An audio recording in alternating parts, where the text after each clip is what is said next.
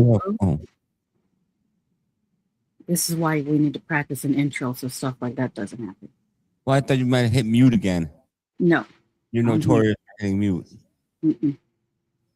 Hello, hello, hello. Welcome to what we watched last weekend. I guess today we're going to be talking about Evil Dead. What is this one? Burn. Yep, Evil Dead Burn. And then after that, we'll talk about what the hell we watched? Colony, nasty ass zombie movie.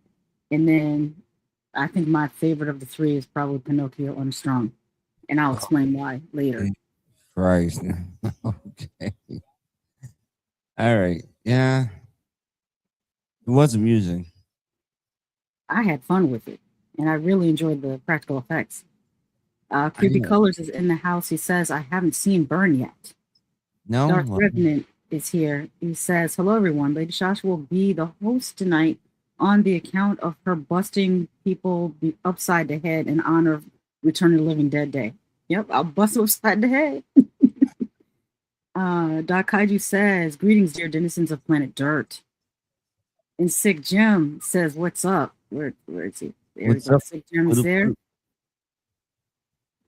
Creepy Color says, my wife and I are going to celebrate our 7-year anniversary this weekend, and after dinner, we're going to watch Leviticus and Burn back to back. Well, congratulations on your 7-year anniversary. I hope you guys have a great time at the movies. Yes. I think you'll like them both. Yeah. Both of them were very good movies. I will say that off the rip. Yeah. I was pleasantly surprised with Leviticus. Mm-hmm. You know, and we did talk about Leviticus in our last review, by the way. Yes, we did. Mm-hmm. So to get started, we have to go back down memory lane, and I did show Tonyman the original Evil Dead, but I forgot to mention to him. Do you know that before the Evil Dead, there was a short film that Sam Raimi did called Within the Woods? No. Well, we're gonna check out just a little piece of it. I do not think that I can show the entirety of it, but I can show you a little piece of it so you can just get a taste of what Sam Raimi was trying to accomplish before even filming the very first Evil Dead. So let's check out a couple, maybe 1 or 2 minutes of this. Let's see.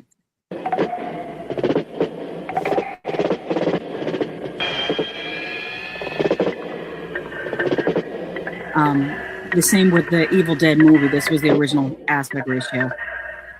Yeah.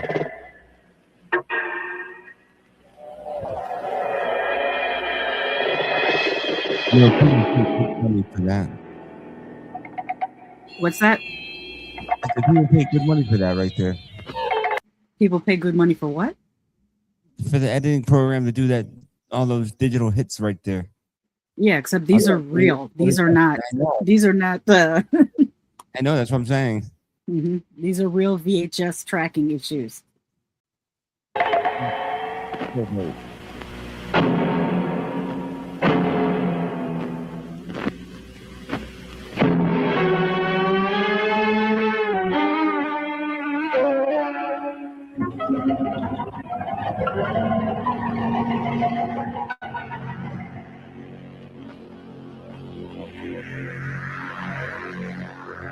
All right, like the inspiration for it. With the low camera angle and using the camera eye almost like a drone shot. Yeah, except it's a literal.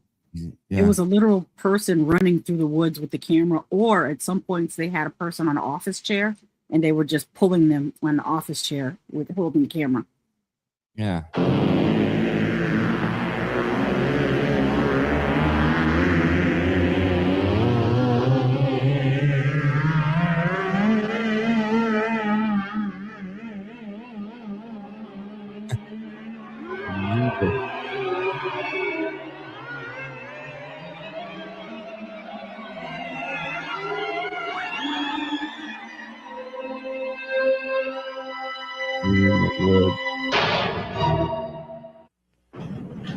Well, let's see if we got anything.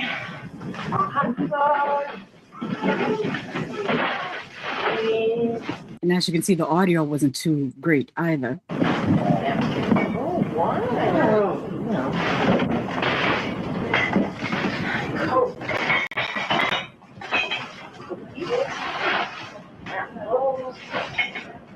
Three sandwiches? You pig. What's up, PJ? Thank you, dear. I love you too. Hi. Oh. What's this? All right. Looks like skipping stones. Oh, those are arrowheads. I found those right outside the front door.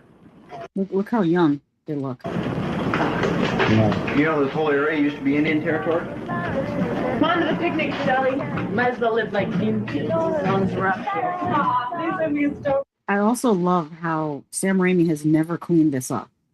Like, we actually have the technology to probably clean up all of this, to fix the lighting, to sharpen the image, but this is history. This is where he started. So I'm glad that he, hey CJ, I'm glad that he just left it as is so people can see how it all started. Go on, picnic. Would you be quiet? I got her just where I want her. 7 spaces in front of boardwalk.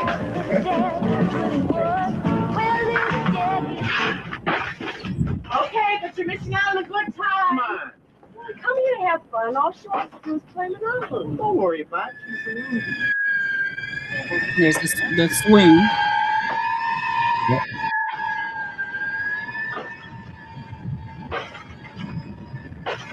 I actually have a baseball shirt like that. It's a shirt that is printed in the style of the girls in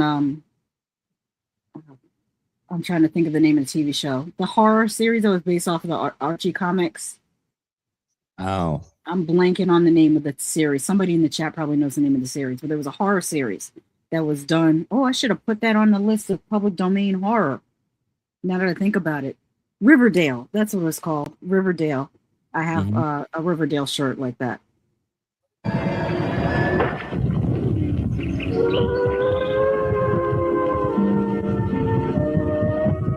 So what I'm going to do is jump forward to the halfway point. Okay. Alan, you were having a nightmare. You could have just been sleeping.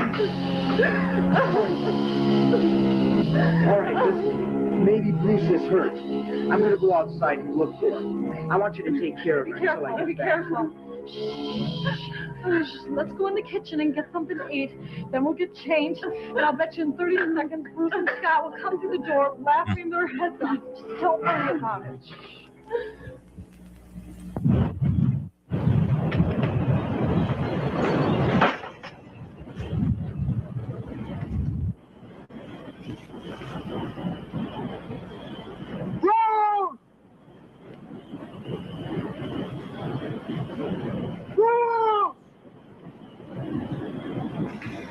Are they? They should be back by now. Well, they're probably rounding up the picnic basket in a blanket, that's all.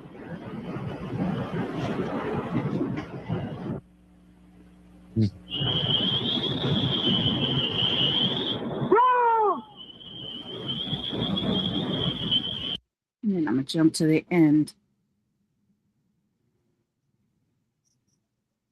So you can see what they were able to do.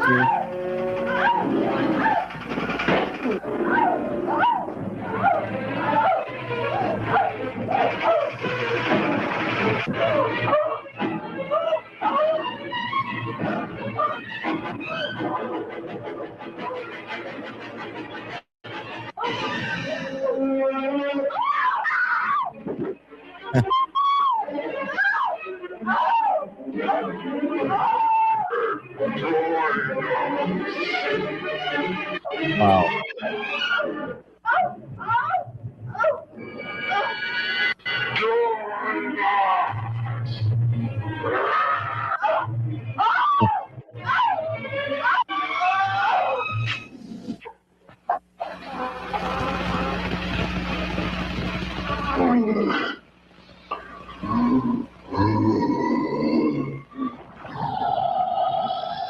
That's pretty cool.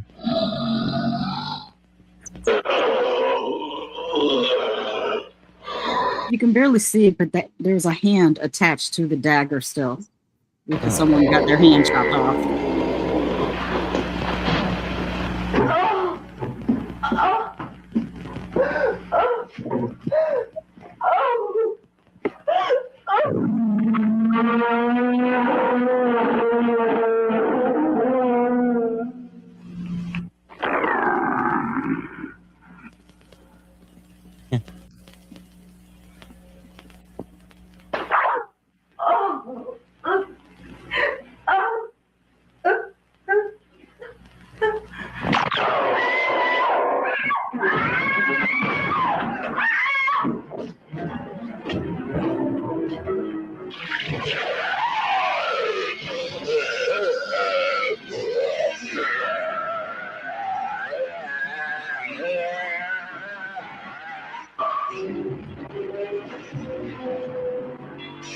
All right, so this right here is. What's that? I'm saying this right here is this was a trial, or this was like a screener for Evil Dead before he made Evil Dead, right? This was his short film called Within the Woods. Right, but that he used to get funding to make Evil Dead.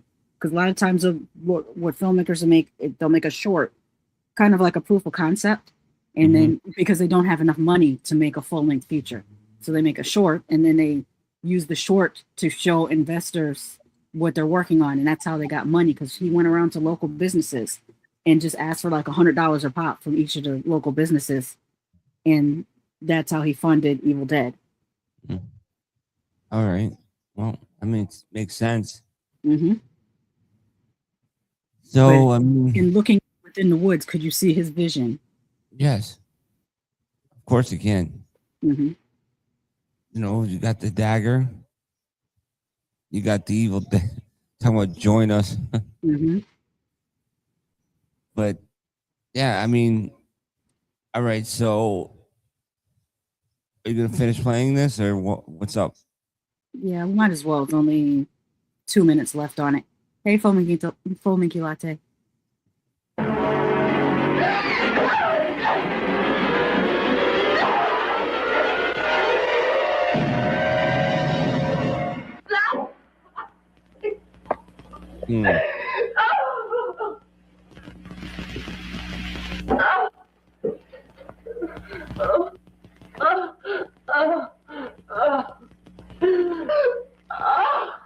And that introduces the lore of how you have to dismember the Evil Dead in order for them to stop. Yeah, you really do.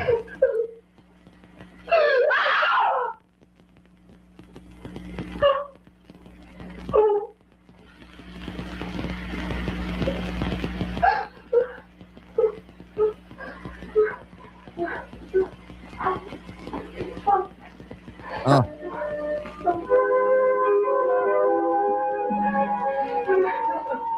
I don't know why you would sit right there. You get it, you're traumatized.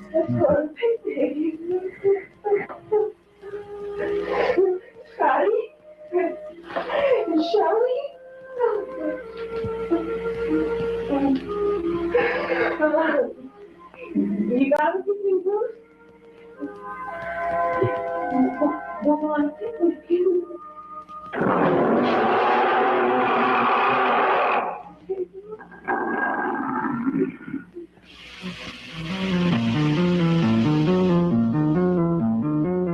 There you go. Special makeup by Tom Sullivan.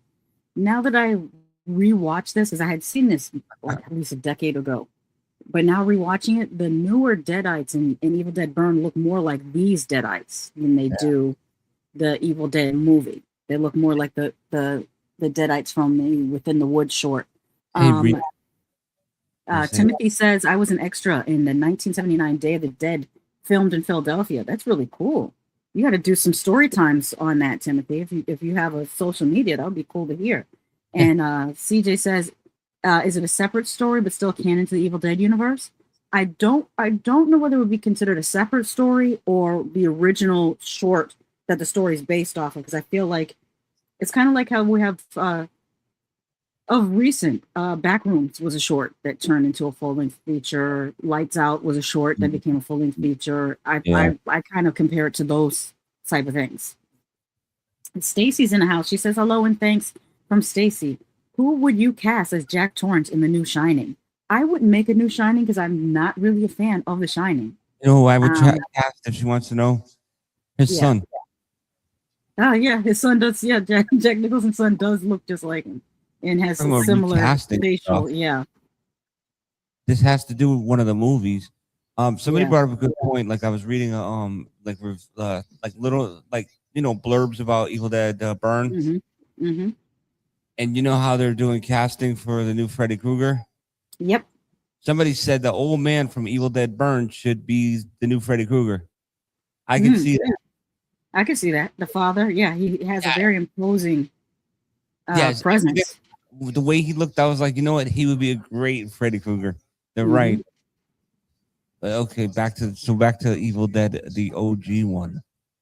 All right, now, yeah, I was gonna get into the original Evil Dead trailer, and we'll talk about your experience seeing that for the first time.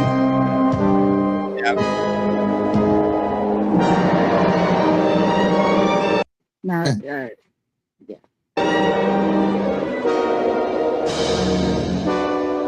No, it was the woods themselves. They're alive, Ashley.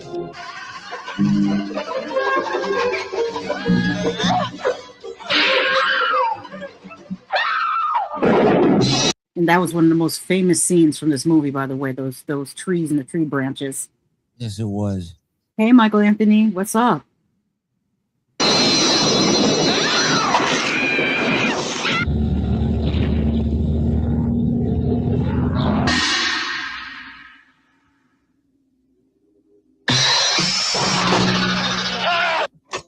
I fear that the only way to stop those possessed by the spirits of the book is through the act of bodily dismemberment.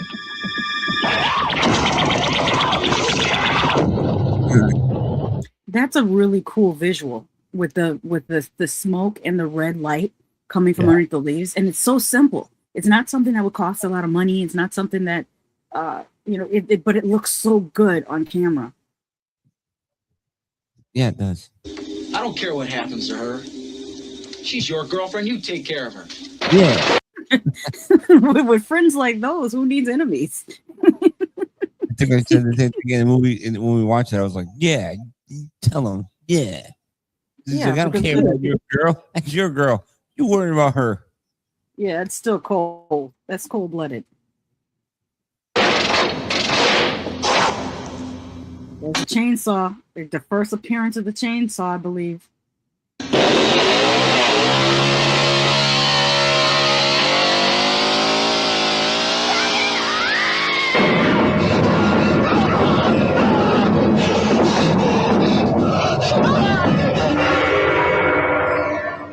Yeah, man.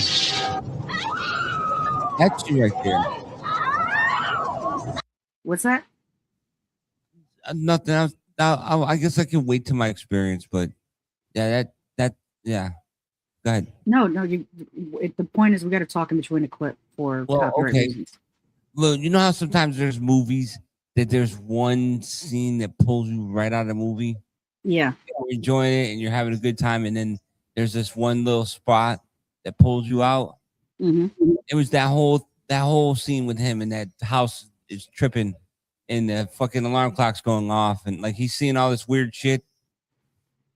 Like he was tripping. Mm-hmm. That pulled me out of the movie so fast. I was like, okay, I'm done. And then went back to killing again. I was like, all right, we're back in. But he wasn't tripping. That was the actual house. That was the Evil Dead trying to drive him crazy. But then they play with your mind. They try to drive you crazy. They didn't do that in any other movies, did they? Yeah, they did. But you didn't see Evil Dead 2, and you didn't see Army of Darkness. I'm not going to see Army of Darkness. So,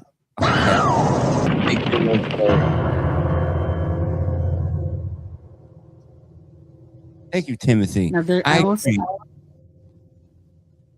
also a TV spot that I have here for Evil Dead. This is the TV spot that is. I have seen the dark shadows moving in the woods, and I have no doubt that whatever I have resurrected is sure to come calling for me. It was the woods themselves. They're alive.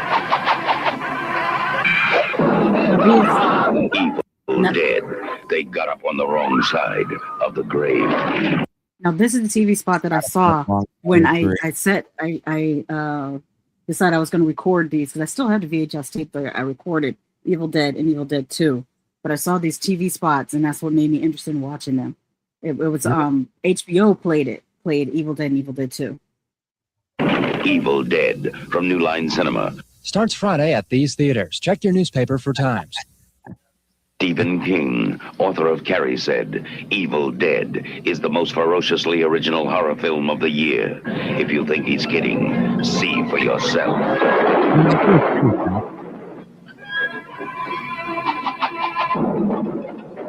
I do agree with that. Wow. I I just pictured a camera guy running through the woods to get these shots. I agree with Stephen King. What it was for its time, it was original. Mm-hmm. Yes, very original. Evil Dead. They got up on the wrong side of the grave. Evil Dead from New Line Cinema. Starts tomorrow at these theaters. Check newspapers for times. Oh, look. What? It says Sunset Drive-In in Hartford. Yeah. Starlight Drive-In in Saugatuck. I don't remember a Sunset Drive-In though. Do you remember a Sunset Drive-In?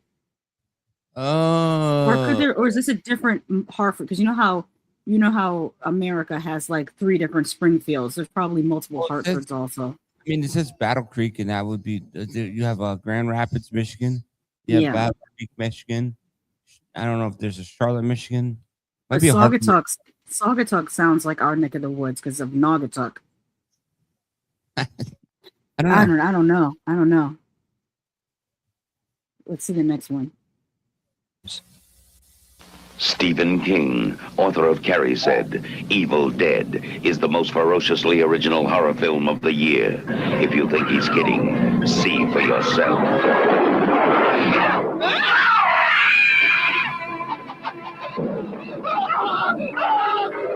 Evil Dead. They got up on the wrong side of the grave. Evil Dead from New Line Cinema. Now playing at these theaters. Check your newspaper for times. Stephen King, author of Carrie, said, Evil Dead is the most ferociously original horror film of the year. If you think he's kidding, see for yourself.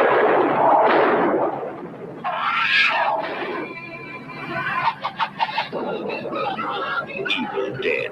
They got up on the wrong side of the grave. Evil Dead from New Line Cinema. I think the last 2 were identical. The first 2 were different, and the third one was different, but the fourth one seemed like it's the exact same as the third one. I didn't see a difference in the fourth TV spot. Hey, Chaz. Timothy Johnson's Evil Dead Wrath has the house in the background.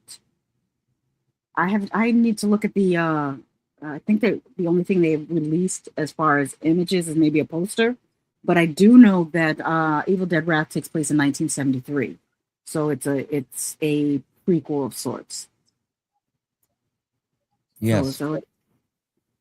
So that one, yeah. So what I'll do right now is let Tonyman talk about his experience watching Evil Dead.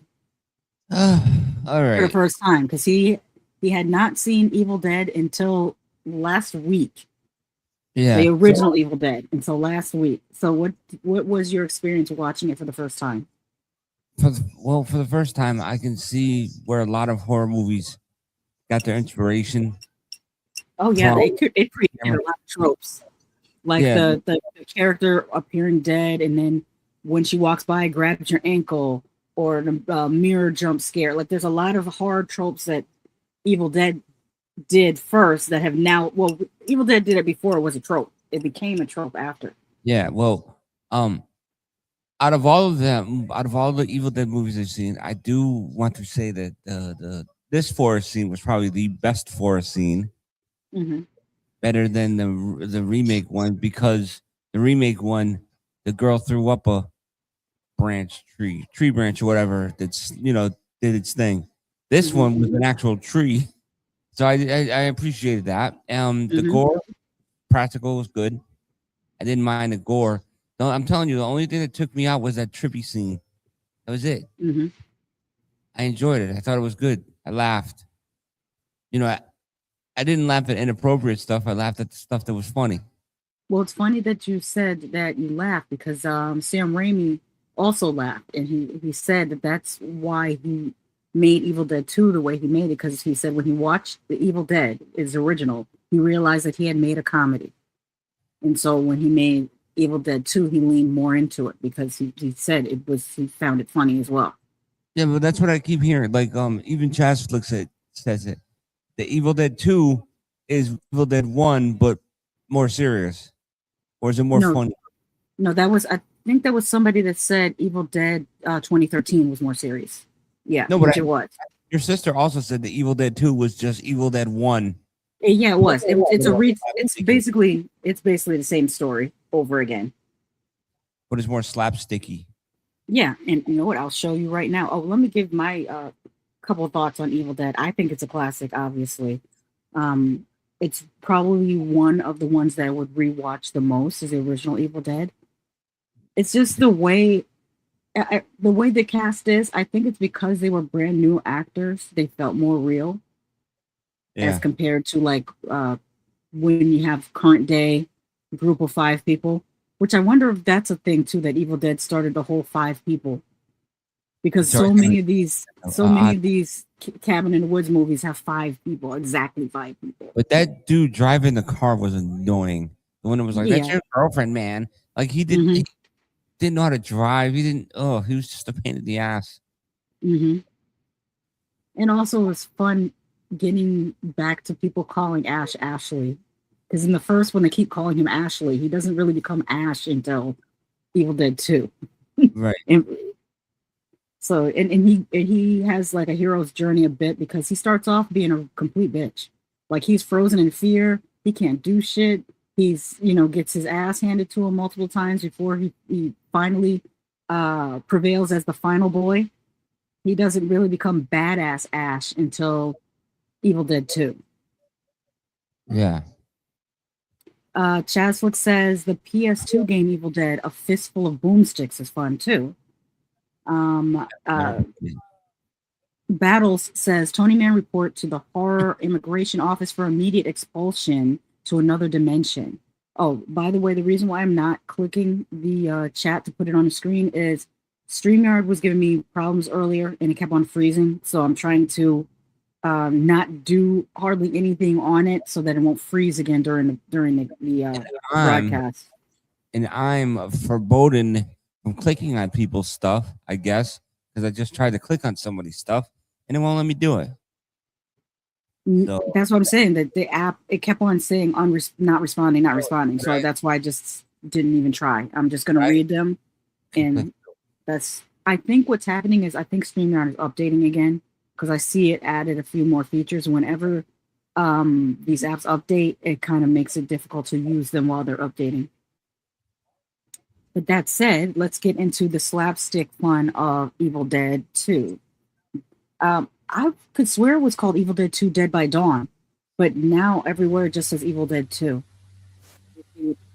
Well, didn't one of them say that in it? Hold on, what was that warning? Yeah, oh yeah, the Deadites say that. Why can I? Well, let me pause on time. There we go. Warning: this film contains scenes which may be too intense for persons under the age of 17. Well, I was under the age of 17 watching it, so. Yeah. Were we all? Well, you weren't. You remember about this though? What? In the video store. Mm-hmm. When I lived in Hartford mm-hmm. with my dad. I used to go to the video store all the time. And I remember in the horror section on the very top row, there was always Faces of Death 1, mm-hmm. 2. There was Evil Dead 1, 2, mm-hmm. and I Spit on Your Grave. But I just remember Evil Dead 2 having the skull, but the skull looking at the person. Mm-hmm. And that's like and Return of the Living Dead was always there. Mm-hmm. Like all of those.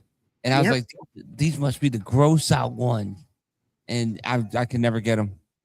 Oh, your parents didn't let you? My father didn't let me. Mm. See, I was left with your sisters. Oh, I was left unsupervised with cable in my room in a VCR. Shout out to my grandparents. My grandparents got me the VCR. So I had cable TV and a VCR in my room and no parental supervision. I bet you had your own phone too. I could have, but I'm not a phone talker. Really? Wow, must be nice. Must be nice. No, not my own line. I would not have been able to have my own line, but I would have been able to put a phone in my room if I wanted. That's what I'm saying. It must have been nice though, having a TV and a VCR in your room. Back in the day, I would have been like, "Yo, she's rich." Oh wow! I didn't have cable. I told you how we got cable. We stole it from the massage parlor from beneath us in the apartment building. Massage parlor. I thought it was a strip club. No, it was a massage. It was a rubbing tug. Oh wow. All the windows were blacked out, and the guys would go in there and get a quote unquote massage, and we only knew they were naked because we would bang on the back door, and they would they would always open the back door like, who the hell's knocking on that door? But they would always come up with their shirts off. So we always had tits. But the windows were completely blacked out. Yeah, it was a crazy time back then. Chaz says, I remember my underage watching R-rated days. Oh yeah, not just R-rated. Also going to your friend's house and they have either you try to watch the Playboy channel through the squiggles. And I almost feel like it would mess with you because during the spicy scenes, it would be all squiggles. And then it would clear up when they're talking. And I'd be like, I know that this has got to be on purpose. And then within the squiggles, all you just hear is like, that's all you would hear. And you go, what is going on? And then you might see like one nipple. Squiggle. Sandy asked, do you like Death Spa? Yes, I do. And I reviewed it. If you check my channel, Sandy, I reviewed Death Spa with, I'm trying to think of the other movie. There was another movie. Its original title was Aerobicide, and then they changed it. What's the new title to Aerobicide? Hold on, let me see. Because I'm blanking on the name of the other movie I reviewed with it. Hold on. Let me go, motherfucker.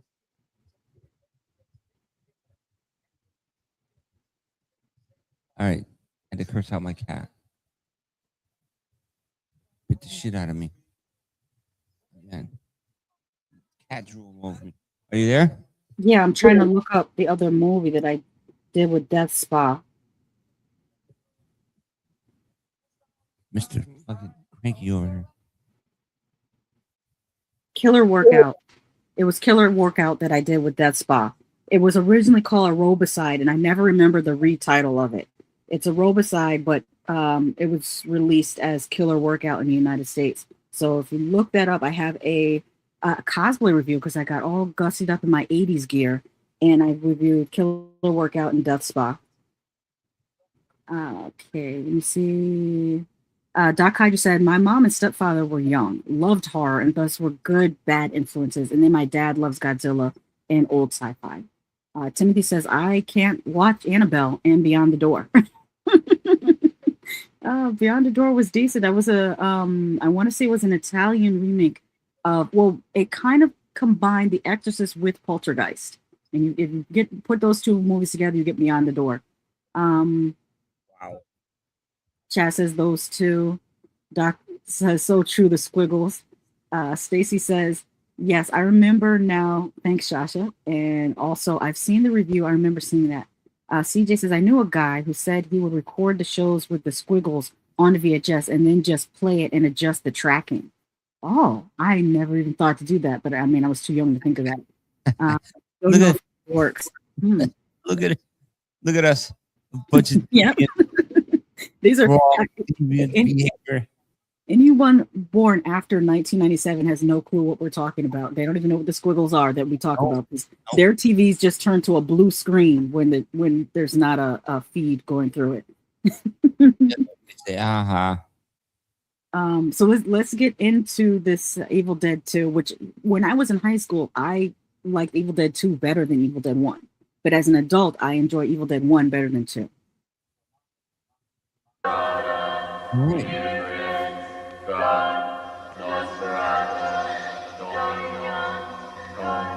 4 years ago, in this quiet forest, in this cozy cabin, something happened. Something so frightening. Something so deadly. Something so evil. We prayed it would never happen again. Now, from the creator of Evil Dead comes Evil Dead 2.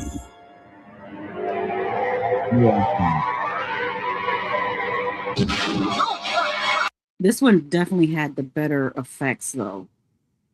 Well, some of them were better. Like this. Watch when she comes through the door with the chainsaw, but without her head.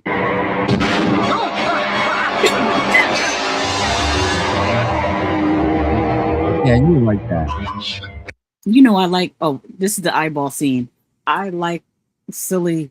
You even calling out the scene before they even start. Wait, say it again. So you're even calling out the scenes before they even start. Now this is the eyeball scene. This used to be my favorite. I told you I recorded this on VHS. I watched it over and over again. It was one of my favorite movies when I was in high school. Yeah, watch this.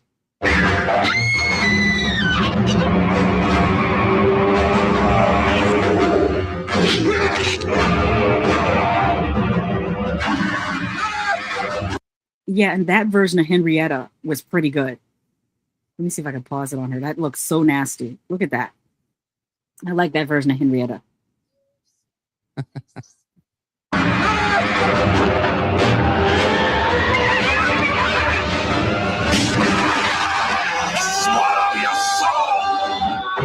Evil Dead 2. Yeah. Dead by Dawn. Now that you've seen the trailer, would you watch it? Yeah. But it probably would be trippy too. Yeah, it does have a trippy scene. Especially when he has to fight his own hand. His hand becomes possessed and it tries to kill him. And he's trying to fight his own hand, which, when you think about it, is a really genius acting. It's a very difficult scene to act. Michael Caine has something to say about that. I know what movie you're talking about, but I barely remember it. Yeah, it's called The Hand. Mm-hmm. He loses the truck. Now, another one that I enjoyed a lot when I was a teenager. I think this might have come out my senior year in high school when I think about it. I think it came out in 93. And this is Army of Darkness. Wow. Timothy says that one was too cartoonish for him. Stacy likes 2 better than 1.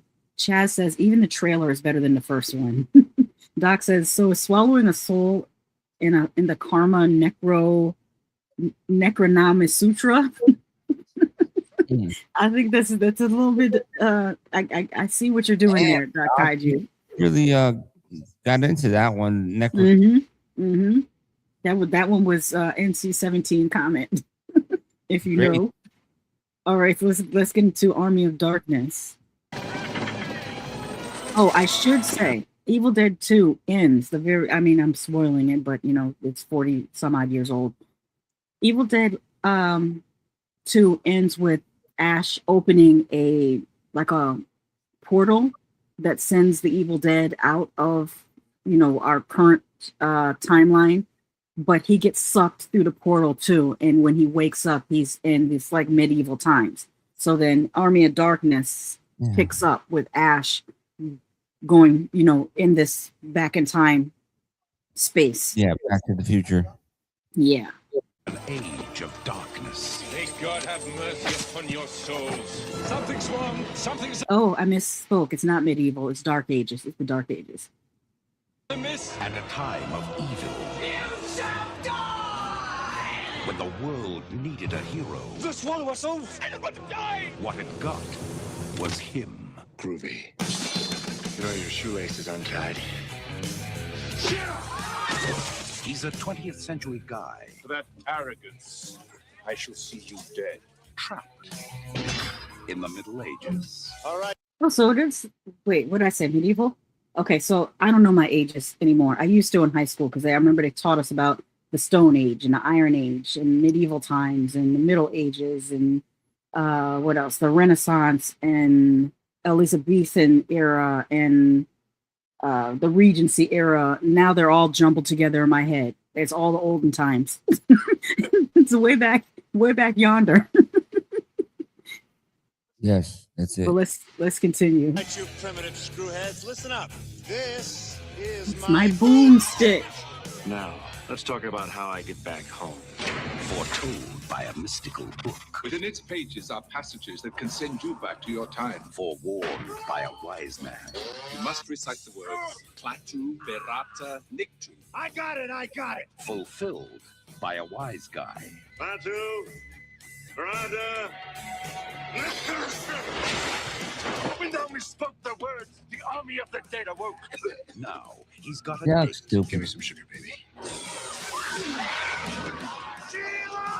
With the army of darkness. You found me beautiful once. Honey, you got real ugly. Sound the trumpets. Raise the drawbridge. Drop the Oldsmobile. From Sam Raimi. Oh, that's gonna hurt! Director of Darkman. Comes Army of Darkness. They live. They breathe. Oh, I don't think I'll see this one. Yeah, you don't like this one. This one's too cartoonish for you. Mm-hmm. It was fun. It was fun at the time. They suck. Army of I don't even think Darkness. 15-year-old people like this. Well, that's the thing. I did like this, and I was. If this came out in '93, I was 16 or 17, depending on what time of the year in '93 this came out. I liked it as a teenager. I guess I was silly and immature, but I also liked Ernest Scared Stupid. So That was when that's when I started getting. That's when I started getting the really creepy horror movies like, what do you call it? Candyman 1, Candyman 2. Oh, yeah. Hellraiser. Those are the ones I saw in a movie theater. I didn't get to see Candyman in the movie theater. I saw it on cable when it came out on cable, and Really? I put a sheet over the mirror in my room for a week after that movie. Can you imagine what it sounded like with the surround sound speakers in the movie theater? It was like Helen. Oh well, we kind of had that in the house because, even when I was a little kid, my dad used to always hook up the TV to the stereo system in the house. Yeah, and one time my dad created a projector that would project the TV. We had it was like a little 13-inch TV, and he made a refractory projector where he would put the TV upside down, but the projector would project it onto the wall right side up, and it would be like giant, like, I don't know, 4 feet by 2.5 or 3 feet. I don't know how he made the projector, but he made that, and we would watch Buck Rogers on the wall in the living room. Oh. But when your father and your stepfather are engineers, they just come up with stuff. I still remember one time my stepfather had a TV playing in the garage, and I was looking like, where's the power source? He had a car battery, and he had the wiring from the TV somehow wired to the car battery, and was watching TV. Who did this? Doug.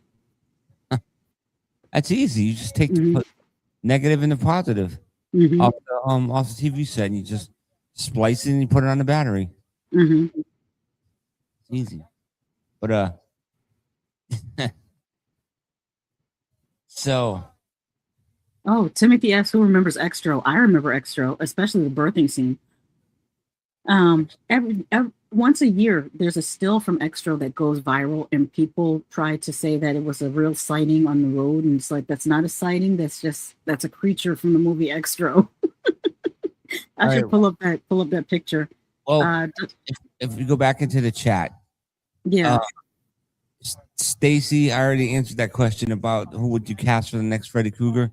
I made my choice, and it's that dude from Evil Dead Burn.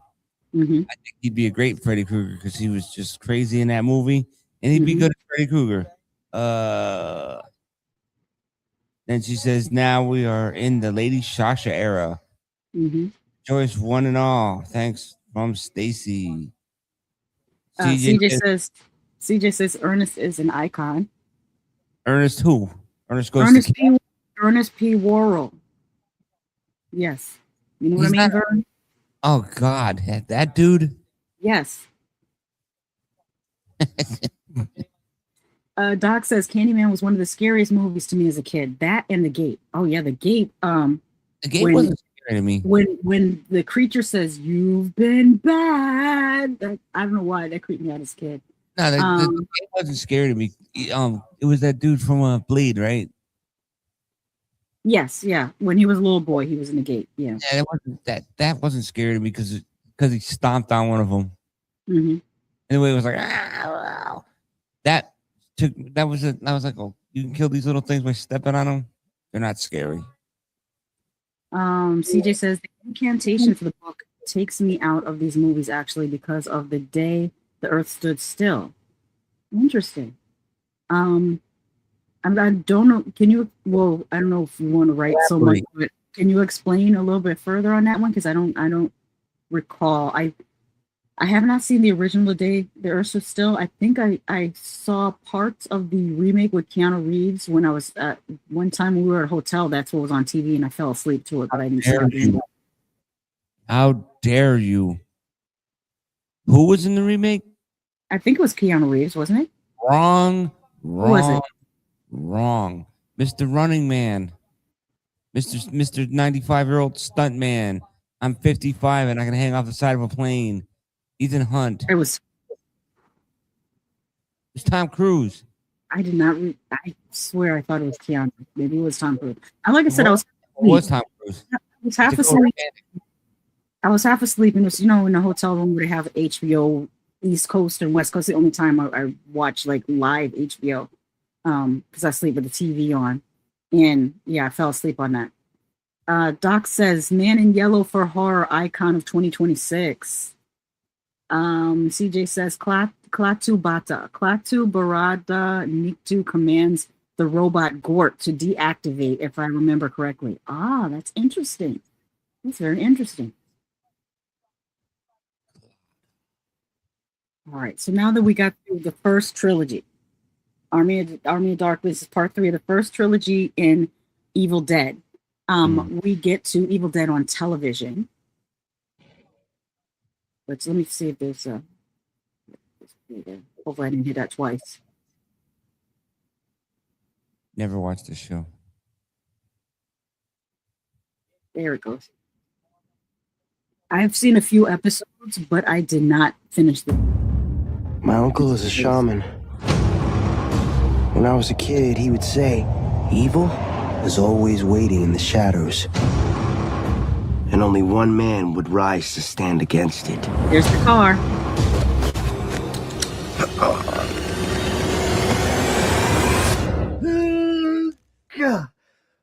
Yeah, looking good. Looking sweet. Uh-huh.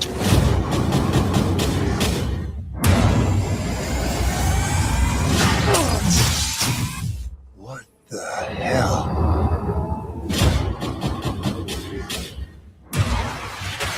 Pablo, I'm going to tell you something I've never told anyone. 30 years ago, my friends and I spent the night at a cabin.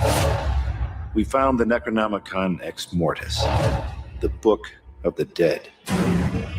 Certain passages were recited. It awoke something in the woods. Something evil. I like how they just reuse the footage from the previous movies.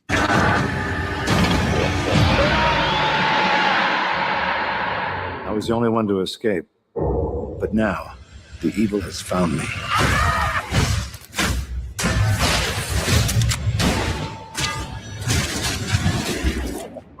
First thing I gotta do is... Yeah, that's some good graphics for a TV series. Now, looking back on it, because this was back 2015 or 2016, I believe. That's pretty good. Look what they did it practically. See a guy about a book. There must be some spell I can say to undo all this. The other first thing I gotta do is some cardio, because my heart is jackhammering like a quarterback on prom night. Here's the plan. We bust in there, fight through the carnage, let the boomstick do the talking. Things get hairy, use your bottle. I don't think it's a very good weapon, Jefe. He had to stab like 50 times.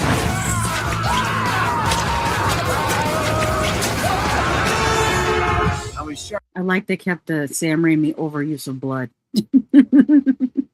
Chaz says, I only saw the first season. Darth Redmond says, that sounds like jealousy, Tonyman. Now go stand in a corner. Darth Redmond also says the Ash series shows you what happens to you when you're possessed by the Deadites, and it's horrifying. It makes everything they say, like I'll swallow your soul, make crazy sense. That makes me, I mean, I already wanted to go back and watch the series because I only watched maybe the first 3 episodes. And then I think I didn't have the whatever channel. It was originally, it's now on Shudder, but it wasn't originally on Shudder. It was on a different channel. And I think I didn't have access to that channel anymore. And that's why I didn't finish watching it. But I believe if it's still available on Shudder, I can go back and watch the whole series now. Because it does look like a lot of fun. Sharpening it for you. Now, come on. You ready? Also, I need something to watch because the From is over with. Widow's Bay is over with. I could try to jump into Interview with a Vampire because I did see a really great clip of Queen Akasha, or I guess that part of the series is called The Vampire Lestat. Maybe I could jump into that because I really liked what I saw with the new Queen Akasha. But yeah, this would be a good summertime watch. Okay, so yeah, I was going to say it was on Stars, and it's on free on Pluto TV. Oh, cool. Yeah, I didn't have access. Whatever Apple was on, I didn't have access to it anymore. I think I just had like a, you know how they do that 1 week free? And I watched it. I got through a couple episodes during a free preview, and then I didn't subscribe. So Doc says, I need to finish watching this. I absolutely loved what I watched. I wanted to show it to and finish it with Tristan, but he wasn't very interested. I think he was obsessed with Star Trek at the time. That'll do it. I'm ready.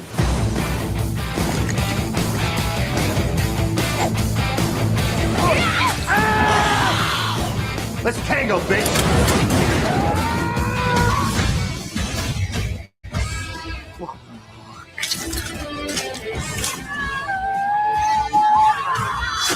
Who the hell are you? I'm your new best friend.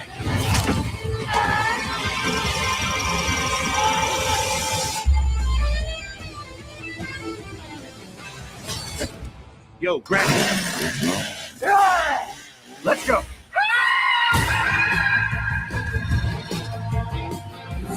I'm not a grief counselor, but if it's any consolation, you're kind of like a young me. That ice ruined your life, and you're hot as hell. You know they were Jewish, right? I did not. Wish you could have said something before I made those dumb crosses, but okay. Yeah, that looks like a lot of fun. I want to go back and rewatch that because I did hear that there's certain things in Evil Dead Burn that call back to this TV series, and I wouldn't have picked up on them because I didn't complete the series. Did you know that? I did not.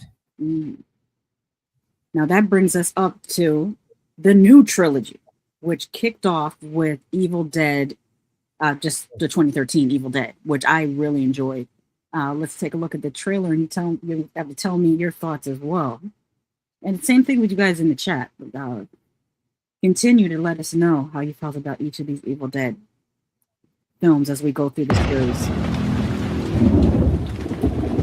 David. Please. What is that now? You have to get me out of here. See, that should have been the sign right there. The thing was wrapped in barbed wire. You're gonna still cut it open and look at the stuff, and that's why what happened to you happened to you. Leave this book alone. Yeah, second sign, and you still, although in the lore says that the book compels you to read it. So I will acknowledge that, but it's still difficult to watch people do stupid shit. But on the pages, it says, do not chant these words. Yes, it does. Letters. It says, do not say these. And he's like, kinda. He scribbles again. Like, if they're already scribbled out, you don't have to scribble them in to figure out what you know what I'm saying? Because I started watching this again yesterday. This one right here. Yeah. And I got to the part, right to that one part when he says the words, and when she freaks out and says, God, you got to get me out of here. But, you know, they haven't started to get Evil Dead yet. Mm-hmm. I'm waiting. I kind of fell asleep on it, and I woke up and it was over again. So I was like, shit, I'm not going to watch it again. But it's still, that tells you something about it. Mm-hmm. But all right, keep going. You don't understand.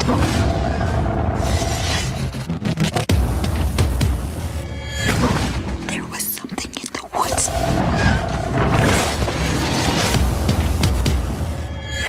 And I think it's in here with us now.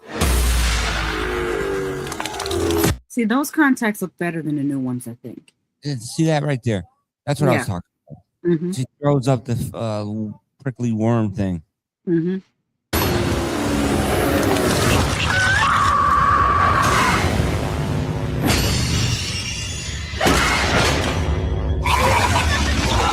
Ah, that's nasty. I released something from that book. That's a great scene too. Yeah. The scene here with the It's the car and, accident. yeah, and also the actress.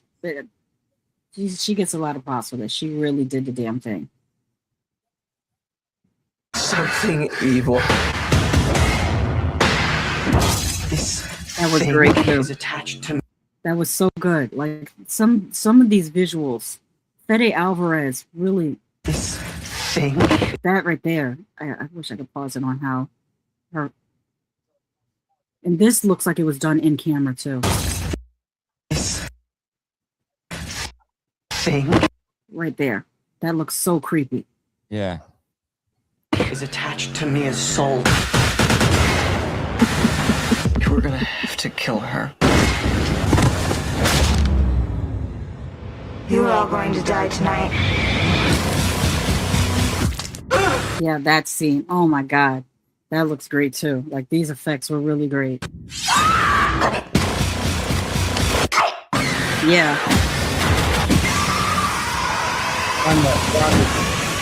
DJ. We're on the remake of Evil Dead.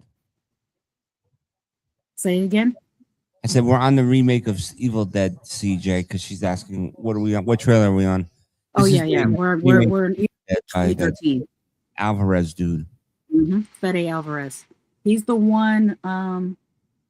What did he do after Evil Dead? Did he do Devil Town? No. That's Damien. I can't remember his last name. Is it Rugna? I think it's Damien Rugna, who also did Aterrado or Terrified. Yeah. Mm-hmm.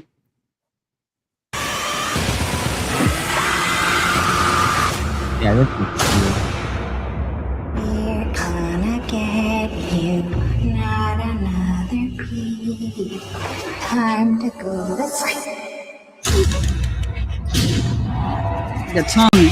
Yeah, this shit here. That was crazy.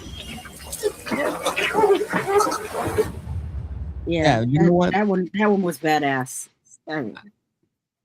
I agree with I think it was Timothy. This one was more realistic. It was way more.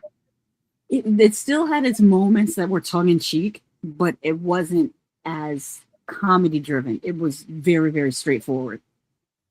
And you said also, shout out to the actress, the girl. Yes. I say shout out to the dude that read the book. He got. Oh yeah, he got the whole entire movie. He just kept getting his ass kicked and nails through his shoulders, and he was getting murdered. He was still living though. Yep. Also, I like the storytelling because Fede finally gave us a reason for them being at an isolated cabin. She's trying to detox. She's trying to get off that smack. And then on top of it, when she starts seeing weird things, it gives us a reason for them not to believe her because they think, oh, it's just her trying to get back in town because she doesn't want to detox, or it's just her being an unreliable narrator because she is an addict and it's the addiction talking and not her. So That was a really great basis for them to be at the cabin, or for why they wouldn't leave right away when she's experiencing odd things. Like, that's really good writing as well. Right. It gave them a reason. Yeah, like you said, no reason to stay there. Mm-hmm. Because I mean, honestly, in the OG one, if that started happening, I would have left. Well, eventually, Ashley and his sister do try to leave, and then they come when they try to leave. The bridge is messed up, so they couldn't leave. Oh, that's right. Mm-hmm. To it. PJ says Evil Dead 2013 is my top number 1 of Evil Dead. Thank you. Darth Redmond says Ash has a kid in the TV series, so you don't need Bruce Campbell. Interesting. Also, now I can confirm this now with all the Evil Dead people in here. Mm-hmm. I was told that there are 3 or 4 different Necronomicons, so there's 4 different daggers. Is this true or not? If anybody knows in the chat, let me know, because I keep hearing different things, and there's a reason why I'm asking this question. Mm-hmm. But yes, are there 4 different Necronomicons, and are there 4 different daggers? But okay, so continue on. All right, let's get to the next one, which brings us up to the one I thought this next one had. Did I not hit the button? Oh wait, this next one had some good moments, but I don't feel it's as rewatchable as the 2013. But that's just my take on it. Yeah. Darth Redmond says there are 3 books. So there's 3 daggers. Most likely, or more.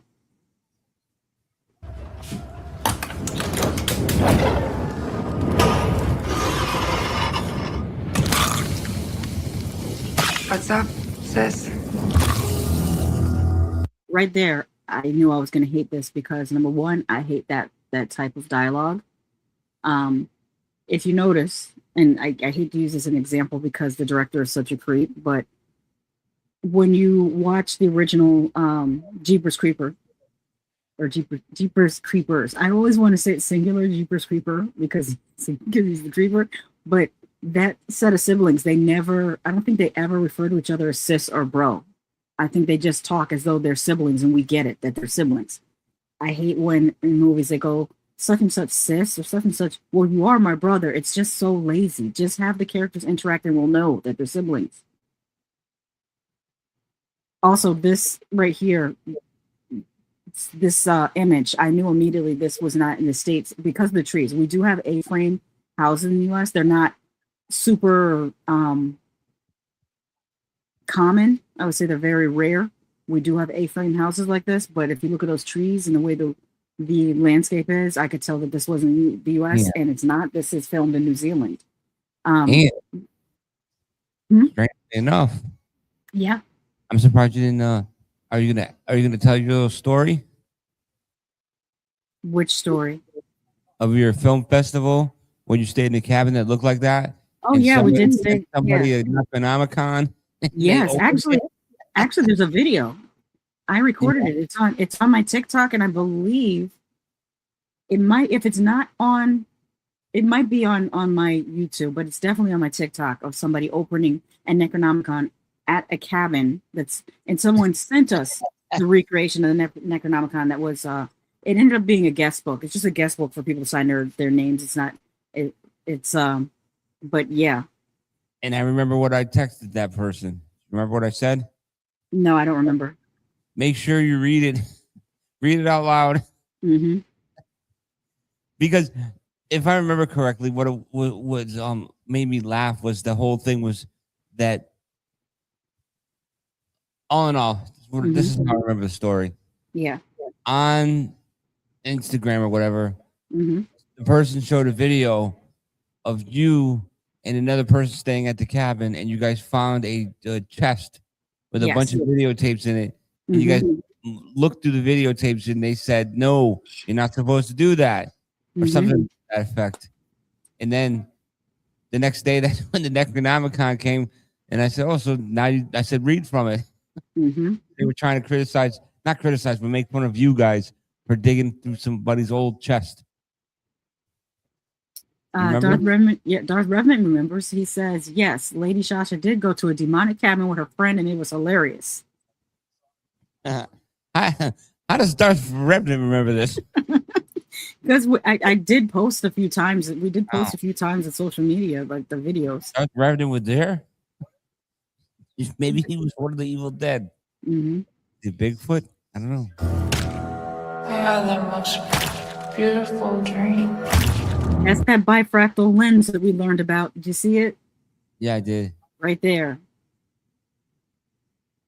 For those who missed that part, we learned that to make these images where the camera is focusing both on the person in the foreground and the people in the background, they used to use editing to just put the two things together, but now they don't have to. They can use what's called a bifractal camera lens. So that's pretty cool. I always like these type of shots. This opening was so good. And all I could think about was how much I wanted to cut you all open and then climb inside your bodies so that we could stay one happy family.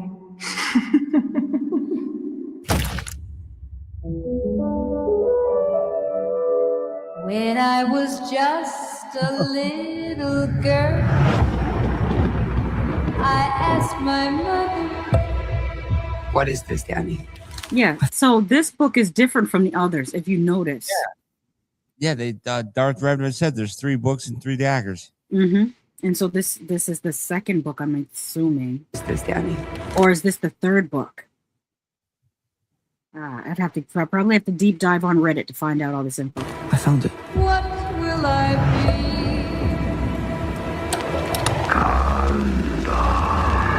Will I be pretty? Will I be rich? Here's what she said to me. Open up now. You don't look so good, Mom.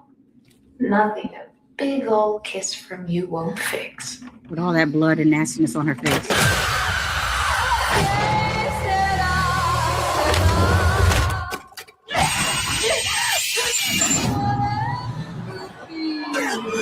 That cheese grater scene. Who remembers the cheese grater scene? Because that was some nasty stuff there. This was who directed this one? Lee Cronin did this one. Lee Cronin has problems, but I enjoy his problems.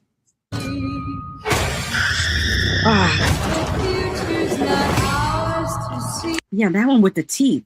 They don't even sell that one, the replica of that one. I know. I'm getting us out of here. I promise. You'd be a good mom someday, honey bear. Oh, yeah? Yeah. I mean, what did you call this final form, Tonyman? The shunting. Mm-hmm. You know how to lie to kids. This chick here, oh my God, she scared the heck out of me at the beginning of the movie. That opening, this lady here, I almost wish the whole story had taken place at the cabin, because that sequence was scarier to me than the whole rest of this movie. Like that opening sequence at the cabin was everything, and then I felt like this one kind of, although the gore was really good, I just don't feel like rewatching this one beyond the opening sequence. Well, I mean, I liked it. Mm-hmm. I thought that the Evil Dead chick was probably the prettiest Evil Dead I've ever seen in my life. Mm-hmm. You know, even when she was Evil Dead, I was like, man, she's pretty still. Yep. You got to find someone that's not so good looking. Mm-hmm. But yeah, the shunting thing took me out. Like that was the one scene that didn't really care for. Mm-hmm. But I did like the whole hotel, the whole building, apartment building. Yeah. Yeah, that was cool. I mean, I enjoyed it. Then again, it was very fast-paced for me. It was very what for you? Fast paced. You know me. Yeah. Yeah, you like fast paced. What will be Shout out to The Shining.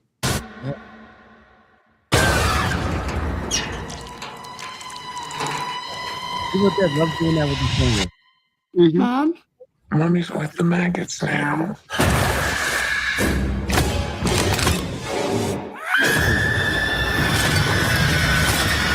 What will be, will be. I enjoyed that. Yep. I enjoyed that. I had fun with it, but I think I still like the 2013 better than Rise. I mean, yeah, I'd have to agree with that. Now we're up this. Good. Go ahead. No, I was gonna say I would watch Evil Dead first, like the original OG 2013. OG, but yeah, I'd probably watch them in that particular order again too, like that, and then Rise, because I like 2013 the best. Yeah. And remember that fact you found out about it? That he used how many gallons of blood? Oh, 70,000 gallons of blood in Evil Dead 2013. From the rain alone. It was like, yeah. And it was cool blood. Mm-hmm. You know, it was like red. Yeah. I like them. I keep thinking about it's better. Now, let me pause it. Pause. One of my issues with this new one, the desaturation of color, it's an ugly looking film to me. I'm sorry. I do not like the desaturated color. No one would live in a house like this. I'm sorry. I don't care. Your house it looks like you had the PAs make everything look dusty, and not the way a house that's very old would actually look. Okay. Maybe it was supposed to be like that. I just hate it. I hate that they desaturated the color so much. Like I don't like the look of that. That's just you know what I hated my about my little rant. You know my rant about this is what? And I don't know if this is a spoiler or not. Probably not really a big spoiler, but if you go in there expecting to see anything out of crazy, you might see a couple scenes, but basically the trailers show every kill. Yeah. Everything that happens in the trailer. It's the parts that you would think that would be shocking, like the dishwasher scene, or like that whole when the woman's crawling on the floor. That was all in the movie. I thought that was just like a teaser. Yeah. No, they put it in the movie. So everything you mean they put it in the trailer? All the good scenes in the trailer. Everything you see is not a spoiler. Yeah, basically. That was good shit. What's wrong? Whole thing. What happened?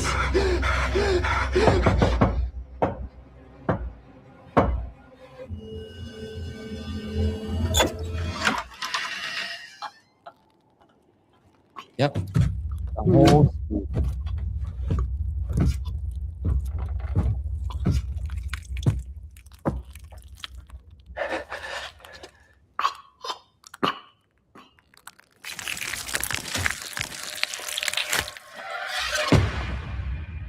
We found you.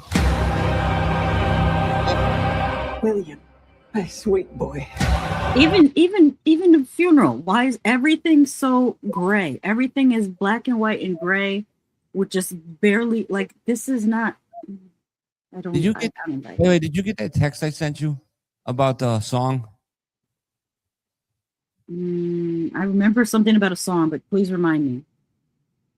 Now I gotta find it. Good, you keep talking. I'll find it because it's about the whole. It explains. Oh yeah. It was. You told me it was the explanation for their wedding song. Yeah. Yeah. I would give anything for us to be together again. See, look at this. Look at this. I was excited when they showed the trailer that it was going to be a family, right? I thought it was going to be in a neighborhood. So I thought, oh, that's great. The end of the movie, all hell could break loose in the neighborhood. No, this house is by itself, way out in the middle of nowhere. Yeah, it was. This is big, giant house. Oh, also shot in New Zealand. Was it? Yeah, this is shot in New Zealand too.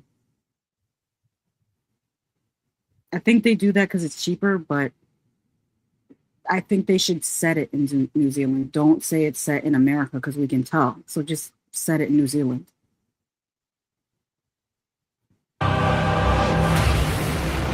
My grandfather believed the devil would return.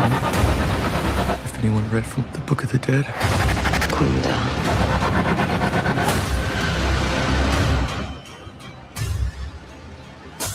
I found it. The whole family can be reunited. That part really ticked me off, but I'll get into it after we finish this trailer. That was yeah.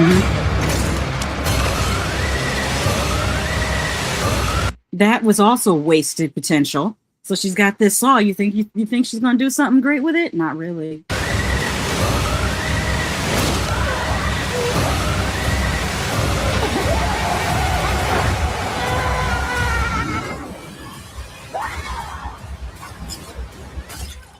That was also one of the better scenes.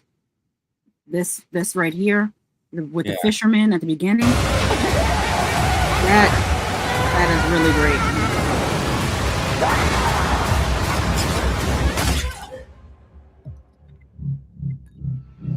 Even this. To your perfect family.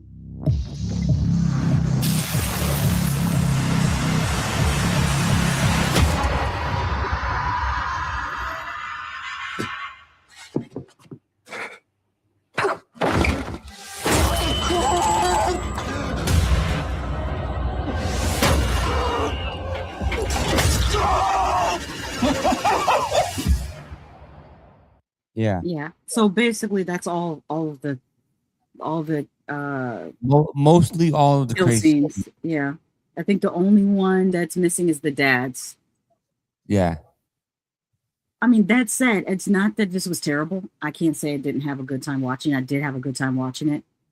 I just don't think it's very rewatchable. I felt like it kept going downhill. Like the opening with the fisherman was great. Oh my God, it was so good.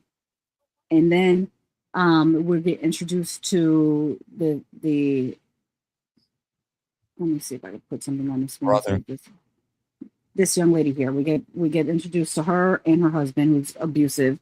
All we know about her, she's from France, because they say it like 50 times that she's from France. It's like her main character trait is that she's from France and she has an abusive husband. Other than that, they don't give her any other real character traits.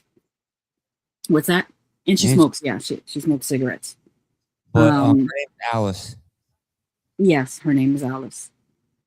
So we're introduced to her. That story is interesting enough, you know, with the dude being abusive and then he gets in a car accident and the Deadites, the same Deadite lady from the lake takes him over, and then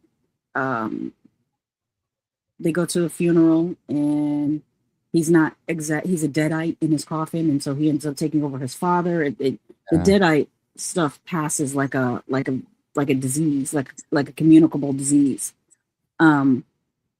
So that part is interesting. And then when they get back to the house, which, like I said on the Scream Kings podcast, that I would have been out as soon as I saw those runny mashed potatoes. Because did you notice how runny those mashed potatoes were? It's so gross. No, I wouldn't have been in the house anyways, because of the whole movie was about abuse. Mm-hmm. The father was abusive. Yep. The mother was ignoring everything. The son was abusive. The whole thing. So yeah. And then when I said it went downhill, the movie had an ending point that was really good. We see this is our final girl. You know, she makes it to the end. The house is now in flames. She makes it out. Why do they spend another, like, that should have been where the movie ended, right there. If she made it out, houses are burning. And then maybe do a callback to the original Evil Dead where you see the camera, you know, pan closer, like how the end of the original Evil Dead, the evil you see from the perspective of the evil coming close up to Ash, and that's how it ends. You could have done that. We just had the first person perspective of the evil traveling towards her, cut to black. That's the end. No, instead they get 5 more minutes of her naked, skinless, burnt up CGI husband chasing her around, and we could have done without that. Because I do not believe CGI does not belong in an Evil Dead movie. I'm sorry, it does not belong in an Evil Dead movie. Why would you do such a thing? I'd have to agree with you on that. Yeah, because I was thinking the same thing. I was like, leave it like it was, and I was like, oh god, now we're Terminator, where you walk out of the fire. We're not done yet, or whatever the hell he says. I'm like, come on. You know what the CGI reminded me of? What? I don't know whether it was in The Mummy or The Mummy 2. You remember how The Mummy looked back in the 90s? That's how the CGI looked. Like, why would you do that in 2026 and doesn't look what still holds up? If they really wanted to have him skinless and following her around, they should have pulled a Hellraiser and made him look like Uncle Frank. That would have been creepy. Or made him look like old girl from Prince of Darkness. Have you ever seen Prince of Darkness? That when the blonde girl got possessed, how she was looking, she was gross looking. Yeah, they could have done something like that. Well, I have the song. If you want me to read the verse, Go ahead. It says, for a sign that Will and Alice's relationship was toxic from the start, look no further than the lyrics to their wedding song. Jacques Brel's La Chanson des Vieux Amants, or the song for old lovers, I guess.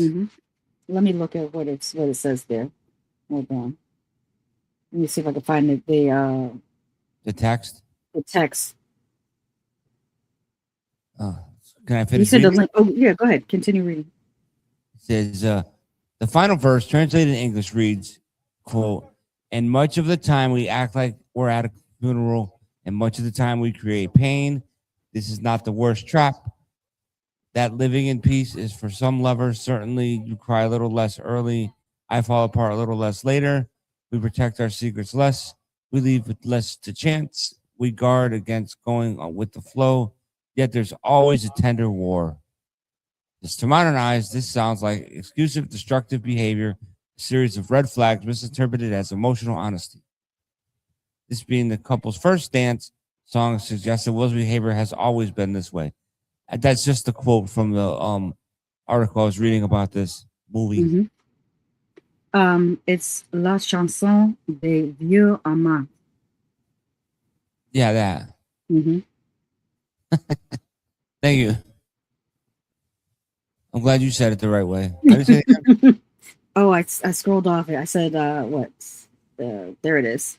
La Chanson des Vieux Amants. There you go. But what was I guess the about this? burn part was because of the because the guy was on fire. The only thing different was these the Evil Dead. Yeah. They were like, oh, we finally found you. Yeah, like they're looking for the person that started it all. I don't know. Yeah, that kind of doesn't make sense because, like, who did you find? Like, why would you be looking for her? That line doesn't make sense. I prefer the older swallow your soul because that makes more sense that they just want to swallow anybody's soul instead of saying I found you, because this is the first time we're seeing, unless something's meant to be revealed in the third one, but I don't know. And spoiler alert, there is a dog in this movie, and yes, old stabby hands stabs a dog, kills it. Yeah. It's back to Deadite. It's a Deadite dog. It's a Deadite dog. But it doesn't do much. I don't think they didn't have money to have it do much, but yeah, they. The other thing I felt a little bit conflicted about is this is the first the first Evil Dead that I can remember that introduced black characters in, well, 2 black and maybe a biracial character, and kills them off immediately. They killed 2.5 black people in the first time they've ever been introduced black characters. I feel conflicted because on the one hand, everyone dies in this except for one character. So there's that. But on the other hand, you only introduce them just to kill him. They had no backstory or anything like that. They're just there. Yes. But it's what do you think of the kills? I thought the kills were okay. I don't think they were amazing. The things that stick with you more in this movie are the gross out scenes, like with the grandmother and the dentures. That was so nasty. The girl that came in and drank the candle wax. At one point, she's trying to pass the deadite, virus or curse on to the grandmother. So she just takes the grandmother's dentures out of her mouth and then she licks them and covers them with her own saliva and puts them back in the grandmother's mouth. That was gross. There's also a scene when the father was already a deadite, right? And I think this is after he had shot himself in the head multiple times, but he couldn't die. So he's all messed up looking.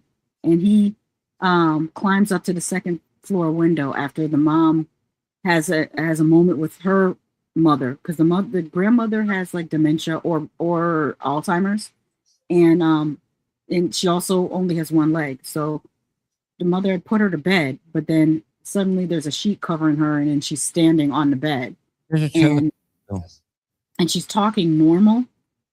So the mom starts crying because she hadn't heard her mother speak normally for years. And that's when her husband comes through the window, or she basically lets him in. And then she starts tongue kissing her deadite, gross out husband, whose face is smeared with all kind of smegma and blood and gross stuff. And it was just the nastiest scene. Like those things. And then had more effect on me than the kills. And then one of them says to the other one, "You haven't kissed me like that in years." Yeah. Yeah, it was pretty gross. But I thought they were going to do more with the grandma scene, but Lee Cronin still got it, man. Oh, Lee Cronin's the mummy? Yeah, when she jumped up, she was like, "Hey, come get some of this." Whatever she said. Yeah, when you think about it, the Lee Cronin had the grandmother and the mummy acting more like a deadite than these deadites in Evil Dead Burn. But the dude, now if you go see it, or whatever, watch the dad. We should find his name. Oh, I'll look it up. But something else I wanted to mention. I had mentioned it on Scream Kings podcast, which, by the way, I shared it on the community tab. Please give that a watch, because we talked specifically about Evil Dead Burns for almost 2 hours, and we had a great conversation. So absolutely go check out Scream Kings with a Z podcast to check out our review of Evil Dead Burns. One thing that I brought up with referring to Lee Cronin was, do you remember when we sat with Grandma and we watched the original The Mummy? Yeah. And how The Mummy started with a dude playing or recording and then reading from a scroll that said not to read, and that's what reanimated The Mummy. And there was also a Necronomicon in the original The Mummy, the 1930s one. Yeah. So it kind of made sense that Lee Cronin would call back to Evil Dead when doing his Mummy, because the Evil Dead kind of I don't know that Sam Raimi has ever said anything like this, but it feels inspired by certain elements of The Mummy. Yes, I agree. Okay, the actor that played the father is named, come on, scroll, god dang it, Errol Shand. Yes. Now, if you look at him, if you look at him, just put his name in, right, and put Evil Dead. I can probably pause it on him in the trailer. Like, I could see him being Freddy Krueger. Now that I look at him. They barely show him in the trailer. Wait, did I put another trailer? Did you? No, I just put the one because I know there was more than one trailer for this. I just put the red band trailer because I thought that would show the most parts of the movie, which it did, but it's not showing the dad.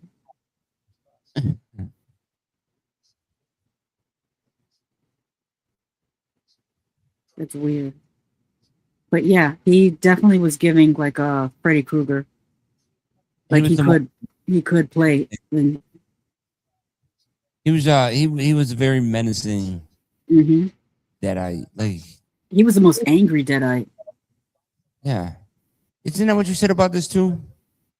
Yeah, these Deadites are way angrier than like they're not as gleeful as the other Deadites that will be like sing-songing as follow your soul, dead by dawn. Like those Deadites are real. But as we know, since there's 3 books, then there's probably 3 different types of Deadites. Yeah, I like the violent Deadites. Like that chick right there jumping on somebody. Yeah. Even though this was another movie that they had to cut out a number of head smashes to make it a rated R. This is the second movie that was about to be NC-17 because the ratings board didn't like having 37 head smashes. Oh yeah, somebody's head absolutely gets destroyed in this movie. But there should only be 32. You know what I mean? Like, come on. Yeah. They did it with Obsession. It just didn't make any sense. Let them smash their heads in. More realistic. Well, You know, at some point it could be overkill. Nah, come on. You like beheadings. I told you I like a good head. I like decapitations, not I like a good head smashing with, and they show it. That was awesome. Yes. Anytime they show it is great. I mean, hell, even in another movie that we watched, I appreciated that head smashing. Which movie was that? Pinocchio Unstrung. Uh-huh. Don't you remember? Oh, absolutely. We're gonna get into that. But any final thoughts on Evil Dead before we take a break and then come back to talk about Colony? No, you guys go see it if you want. We didn't really spoil it. I enjoyed it. I had a good time. We went to go see it with a packed theater. And you know what? Maybe it's 2026, but people don't do like how we used to do when we were kids. So I went to go see it in a packed theater because I thought people were gonna be like, "Oh wow, ha ha ha," laughing. Everybody stayed quiet, and I was like, "Okay." Yeah, we got to go. I think we got to go across town to a different theater because that theater, everyone is too reserved at that theater. Or they're PJ says, "Okay, I try to see Evil Dead burn for next weekend." What we have to find is what around here. What would be the Colonial Theater used to be considered the quote unquote hood theater, which was the more fun theater to go to with how people reacted. But that theater's closed now. So will those people all come over to Altamont? Or will they go across town? There's another theater on the other side of Orlando. I forget the name of it. I sent you the link because I saw that they had like certain nights it's like $8 for the tickets. I think it's Tuesdays are like $8 for tickets. But I can't remember the name of the theater. It's not an AMC or Regal. It's like a third party, a different. I think that it would have been more. I think it would have been more fun at Winter Park. You think so? Yeah, Winter Park. That theater is more lively. Absolutely. We went to Disney, the Disney theater, because I thought it would be cool because you know, it'd be a little bit more wild. But apparently, the people that go to these are from the people that go to these parks all day or something. Yeah, they're probably just tired and just they just go catch a movie. Like, hey, we're gonna go to Disney all day, and then we're gonna go to the movies at Disney. And that's what they do. And they're so tired from walking around all day. They're like, oh. They probably fell asleep in the seats because it was the dine-in theater with the recliners. Yeah, well, hey, good thing it wasn't on the second tier or third tier like the last one we saw. Oh yeah, we had. I could not sit that high in the balcony. That was way too high. Whew. Oh, as you're okay, so Darth Revenant came up with the answer. So he did see it. It says Lady Shasha and Crystal. Yeah. Okay, so then Okay. He also says, Tonyman, you sick man. I don't know. I don't know. Oh, because is that because like a good head smashing? Yeah. All right, we're gonna take a short break, and when we come back, we're gonna get into Colony, which is the newest film done by the director of Train to Busan. Yeah. So stay tuned for that. We'll be right back. After these messages, we'll be right back. Who remembers that?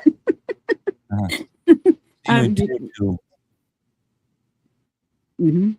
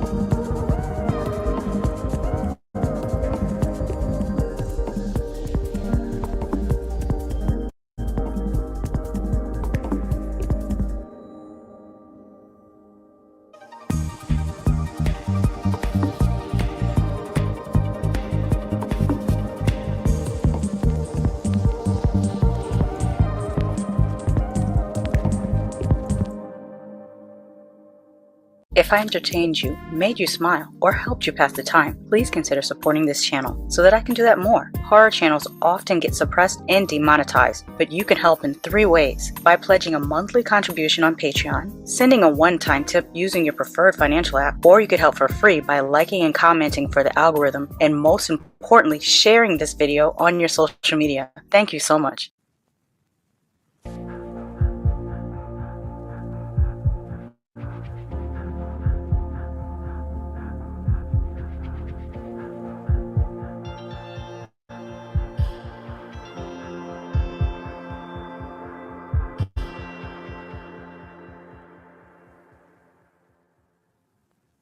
Don't forget to hype this video.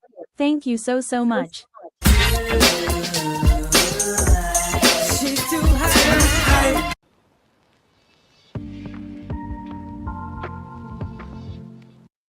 Now on with the show.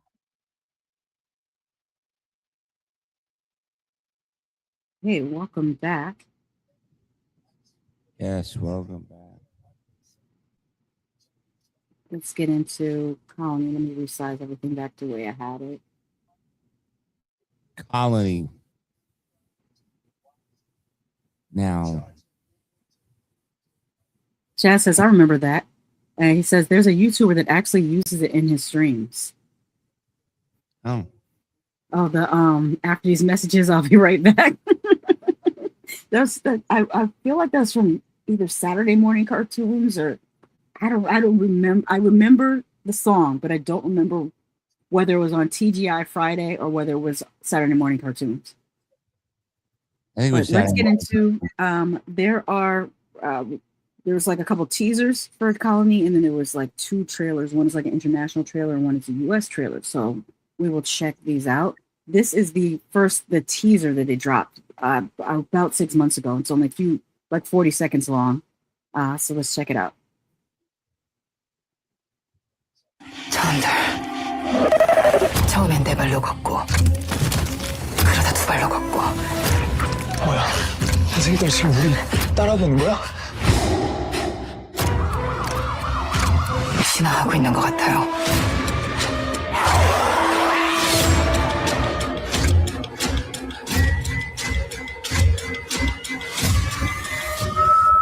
인간을 다음 단계로 도약시키는 거야. That dude was so evil. Have you guys heard of Colony? Or is this your first time hearing of it as we talk about Colony? Yes. What the heck? Oh, how did this happen? I must have clicked on something by mistake. Or do I have to do it like that? Okay, I did click on something. All right, let's go to the next one. This is called the final trailer, but it actually wasn't the final trailer because there was another trailer dropped after it.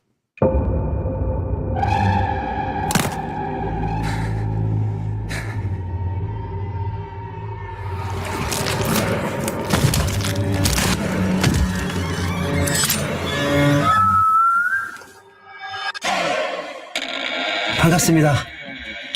전 이 사태를 막을 수 있는 유일한 백신입니다. 건물 옥상까지만 가면은 우리 다 살 수 있는 거잖아요.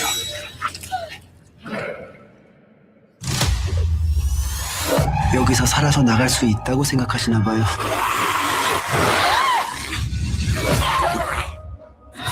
지금 가면 돼요. 살아있어요. 그 다음에 왼쪽으로 돌아.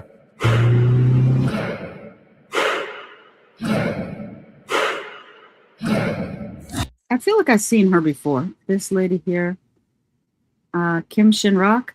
I have to look her up. I've seen her before, but I don't know where. What movie I've seen her in.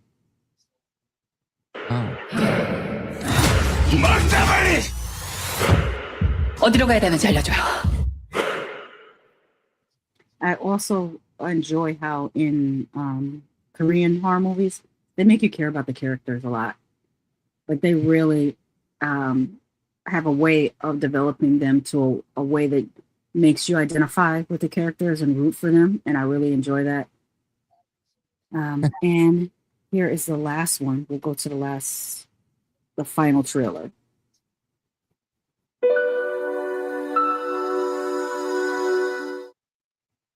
This English subtitled K-movie trailer is brought to you by Ian Talk. As with all English subtitle trailers uploaded on this channel, the interpretation and translation of the subtitles are made and reserved by Ian Talk. Thank you and enjoy. 오늘 Shout out to them for doing the subtitles. 실험을 하려고 합니다. 아, 실험이 아니라 테러. 이거 탄생이야. Also, I should mention the stunt actors that play the infected. Oh my God, are they good? Just their physicality is amazing. I think they mostly hire dancers and gymnasts, but I just think that's such a great way to show virus, because I always have this thing where I kind of create a delineation between zombies and virus sufferers, because I don't think they're the same thing. To me, a zombie is a reanimated corpse. It's someone that I see them come up out of the grave. That's a zombie to me. Whereas in like 28 Days Later or even Resident Evil, these are, Resident Evil is a T virus. These people have this specific virus, which doesn't have a name, but yeah, these are virus sufferers, and I think we need a different name for them because they're not zombies. That's just my 2 cents. Mm-hmm. They're awesome, but they're not zombies. They're rage. I want to call them rage virus sufferers, but we need a name. We need a new name for them. Like, you know how you have ghouls? Maybe we can call them ghouls again. Yeah, let's find that ghouls.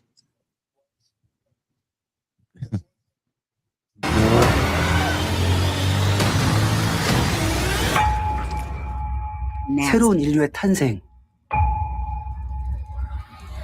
Yeah, Yong Sang-ho put his foot in this. This one, I will say this, is not as sad as Train to Busan. It does have its sad moments, but Train to Busan made me cry. This one didn't quite make me cry, but I did feel sad for a couple characters. You did? Yeah, this dude here with his sister, you didn't feel nothing? No. Oh, you're cold.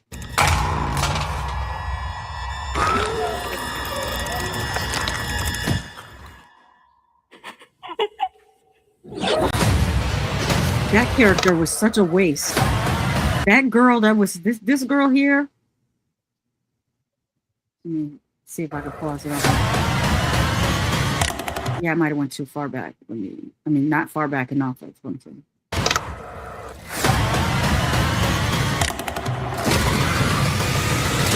너 지금 무슨 짓 하는 거야? 잡아.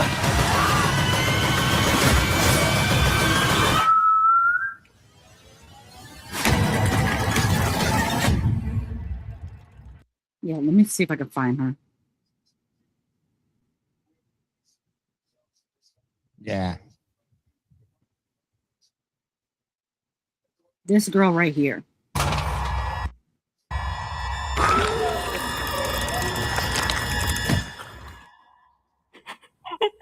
her. This girl was a constant liability. She got so many people killed with her BS. She was a liability. They never should have saved her. I'm sorry. They never, ever, ever should have saved this girl. She was a liability, and all she did was get other people killed. They should have let her go. Because she was a problem. Yeah, you literally yelled out. Mm-hmm. Why does you keep saving that chick? Let her die. She was pissing me off royally. I mean, you have to have at least one. Mm-hmm. Am I right? Yeah. I'm a put it right there so you can get your feelings about this movie out. What did you think?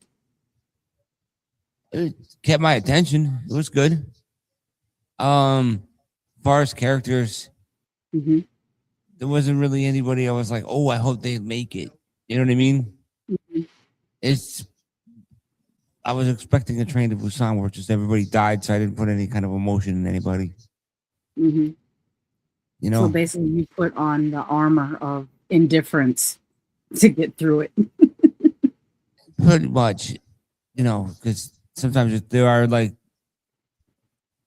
maybe I blame, what do you call it? I blame, what's Game of Thrones. Mm-hmm. Yeah. Absolutely. Game of Thrones got me messed up. I like the story. Also, in how there's two things going on in this movie. Number one, the guy who says at the beginning that he's doing an experiment that's more like a terrorist attack. He has a backstory on why he felt slighted by the. Yeah, I didn't get that. Well, I will explain it. Because this is spoiler review. No, I'll wait to explain it. We'll talk more in general for a little bit while longer. Say again? I said it's not out yet.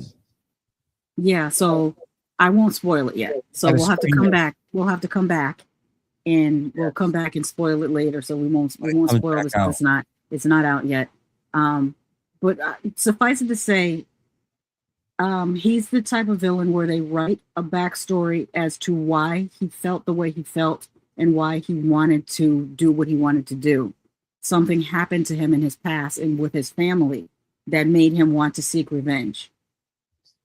Yeah, so basically, without giving any spoilers away, all you got to say is that there was a dude that said he had a virus. And he had the only cure, and he was going to set it off inside of a building. Yeah, that's what the trailer just showed. And that's what happened. Mm-hmm. And so you see the mayhem that it causes within this building. And this building is like a mixed-use building where there's like a mall part of it, and then there's also a conference center where they're holding a tech conference in it, and then there's offices at the top of the building. So it's a very mixed use building. So you have different groups of people there. You have some teenagers that were hanging out in the mall. You have some executives that were working upstairs in the offices, and you have some people that were attending the tech conference. You also have, the security guard that works the mall and his sister who's visiting, and she happens to use a mobility scooter. And she is talking to her brother about possibly going camping. So it's just, you get to know the characters and what they're doing in their daily lives. Of the teenagers, a couple of teenagers are bullying another teenager. So you get to see their interpersonal relationship as well. And then all hell breaks loose with these infected. And what makes these infected a little bit different is that they do function like a hive mind. So whatever information one of them learns, all of them know at the same time. So that adds an extra element of danger. But the concept is really, really great, especially as they explain it as it applies to I would say zoology. It's like biology mixed with zoology mixed with I don't want to say genetic engineering, but kind of genetic engineering. They really have a good way of explaining how this came to be why it acts the way it does. That makes it more interesting. It's a little bit. It's written for It's written for you to have something to think about. I like that. It isn't just, oh, they became zombies, that's it. There's a little bit more meat to the story, which is really great. Oh, another thing that stood out to me is the heroine. This movie features both male and female protagonists and heroes and heroines equally. That's really, really cool. Yes. It's not one of those, oh, the guy always has to save the woman. They are consistently saving each other. And the person that ends up basically saving the day is the person that knows the most about science, which was really, really cool to see a person whose intellect and their expertise in a field allows them to, save everyone. I did notice one thing, Mm-hmm. and it's not really a spoiler, because and I was very upset with myself when all I could say is monkey number one. Mm-hmm. And to think that monkey number one was monkey number one because of one thing. Yeah, and then you find out it's something else. Yeah, because if you remember with the COVID, mm-hmm. they were always looking for patient zero. Yeah. That's the first. That's right. So then when I saw that, I was like, "Gosh!" And then when I got explained towards the end of the movie, I was like, "Damn it, my dumb ass should have thought this one through." But all right, that's all. Mm-hmm. I liked that curveball. That was a TJ very. It was a good misdirect. Not so much eugenics, like literally. Yeah, I don't want to spoil it. Literally biology. It's literally just biology mixed with zoology because, or what is it called when it has to do with insects? Because that's not zoology. Zoology is with with animals. Botany is with plants. What is it with? Bugology. Hold on. If botany is for plants and zoology is for animals, what is it called? The science of insects.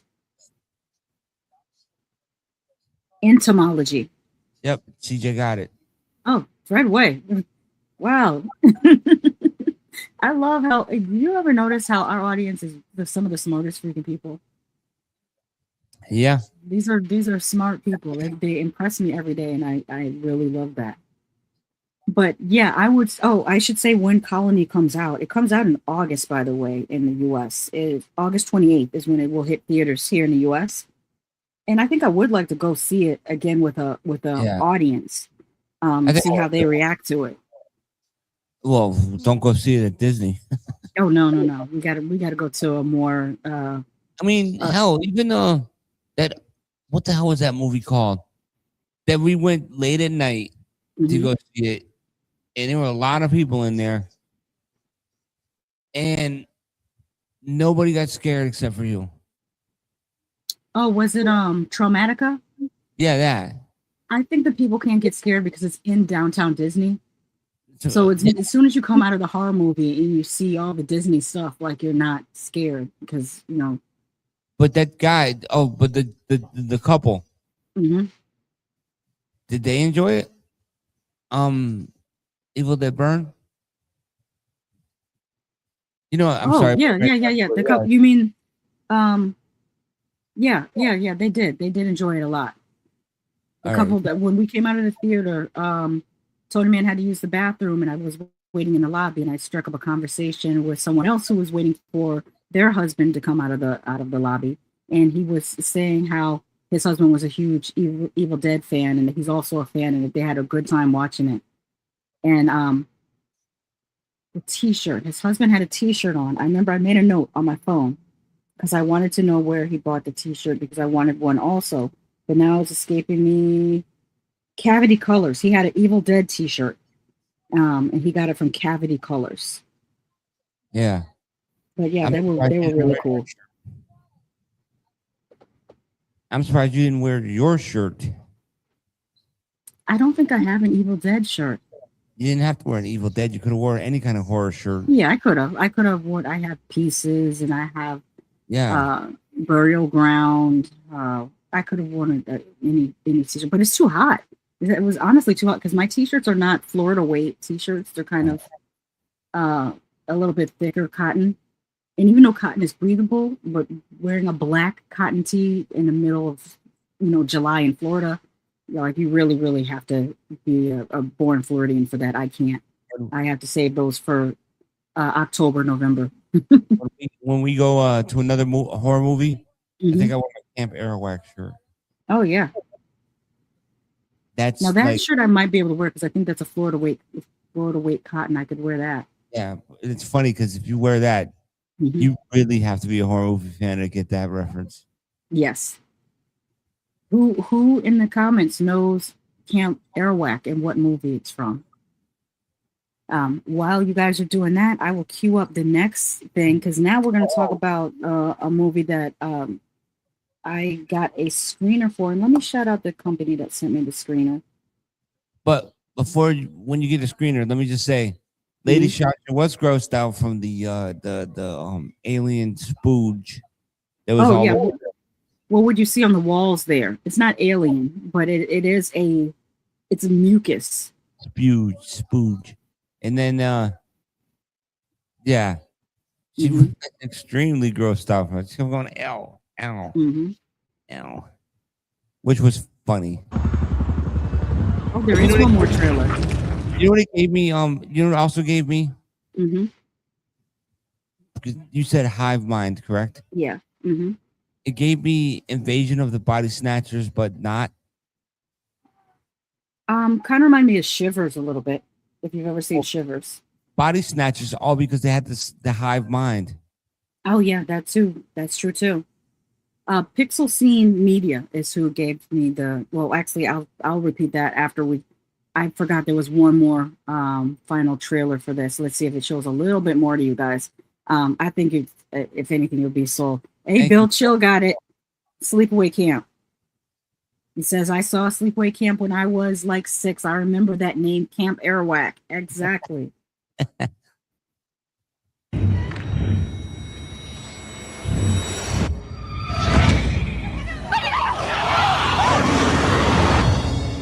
That's the building.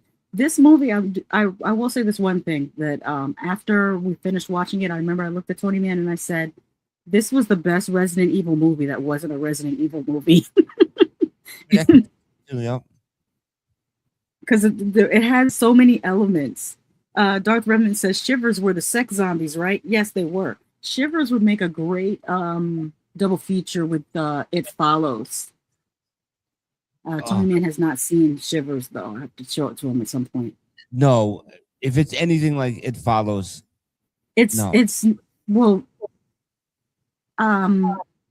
subject matter wise, it can be similar, but pacing wise, it's not. Shivers is much faster paced than It Follows. You remember what I told you? They should name it. You don't like slow burns. I said It Follows. I said no. It should be called It's Boring.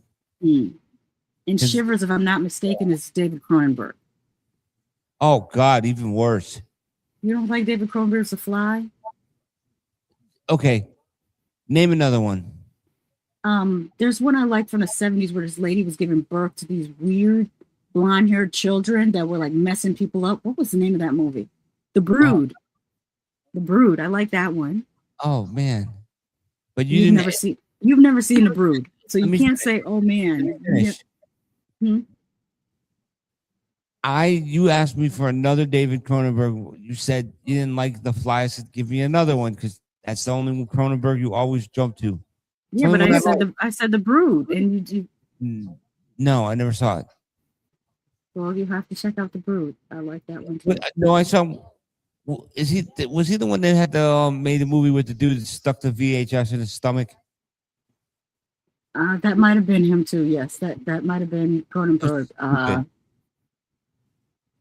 Long Live the New Flesh. Videodrome. That's the name of it. Yes. That was dumb. It was not dumb. I liked it. And you like Mulholland Drive too. That's David Lynch, I believe. Oh God. He did Eraserhead, and That was a stupid movie too. I think he might have done Blue Velvet as well, David Lynch. Oh boy! All right. Anyways, let's get back to this trailer. Yes, but you'll see here the things that remind you of it. Like this could have taken place in Raccoon City easily. Collective intelligence is a crucial driving force of evolution. It is believed that information transmission between people, that is, between individuals. Yeah, by the way, this is the US trailer. So I'll restart it. The other trailers were the foreign trailers, and then this is the US trailer.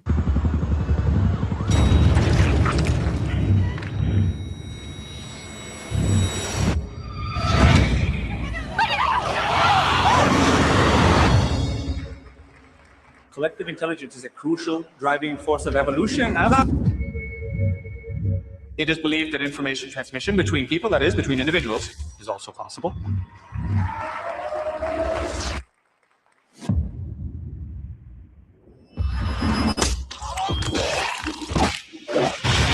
Even that vial, does that not remind you of the T virus? Yeah. I'm stepping on the vial.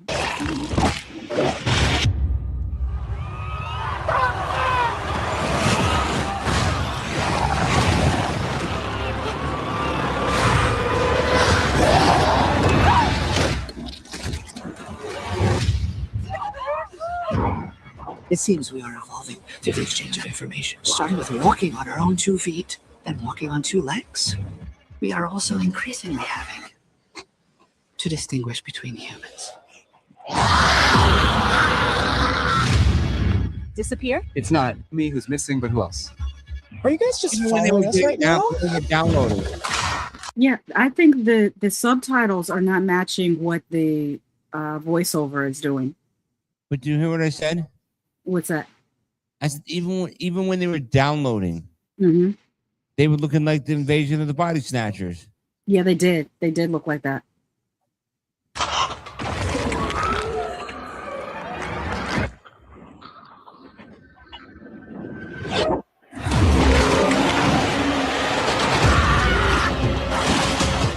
Are you telling us to just stay here and die? Not too late yet. I'll come. Hurry quickly right now. Yeah, he was pretty badass when he got mad. This is a birth. The birth of a new humanity.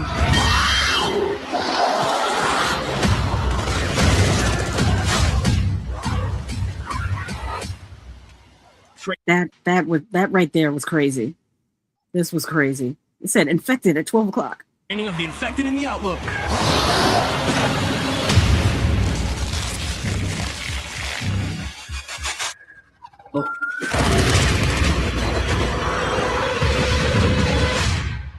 That's the only weak part. I do think the CGI monkeys didn't look great, but they only had them on screen for like a couple seconds, so it wasn't too bad. But yeah, I think it's definitely worth a watch in theaters. I do wonder if in theaters whether they'll have it dubbed or subtitled. I wonder. Yeah, that'd be very interesting to see a dubbed movie in a movie theater. Because I don't think I've ever seen that. I think I've always seen subtitled movies in the theater. Back in the day when they used to have the Shaw Brothers kung fu movies that were dubbed, I would see those on television, but I never got to see one in the theater. Well, so I wonder if anyone here that's a little bit older and has seen a Shaw Brothers kung fu movie in the theater, can you let me know if it was dubbed in the theater? That would be cool. All right, now PJ says, "OMG, the CGI monkeys look cringe." Yeah, like I said, I think that was the one negative was the CGI monkeys. I think they maybe should have cut the scene closer so that you can get a good look at them, and in that way they might not have looked so bad. But let's go on to anything else you want to say, Tonyman? No, I was going to say, so to wrap it up, so far, yep, 2 movies were good, but they were a little bit ruined by CGI. Yes, absolutely agree. Now, that makes a great segment. On to our next movie, which was not ruined by CGI because they didn't use any CGI.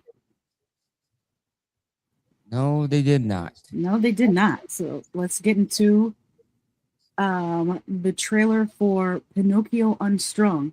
Oh, you know what? Actually, before we do that, let me stop right there. Before we do that, I did. I'm gonna pause.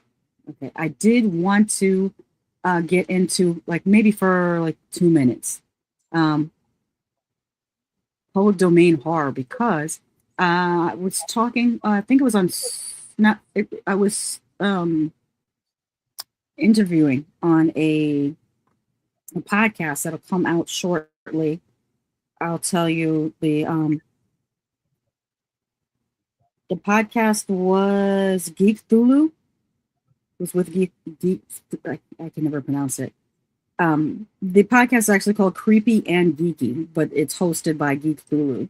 And on Creepy and Geeky, we were talking about Letterboxd, and I was saying how I need to get back into making lists on Letterboxd. So I made one. I made a public domain horror list for you guys on my Letterboxd, and I'm just going to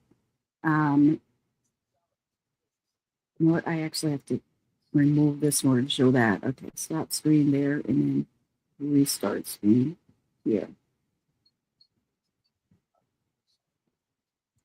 Yep.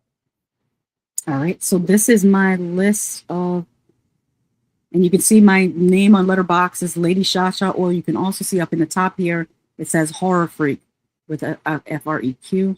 And as you can see, I had the list put together in order of release date.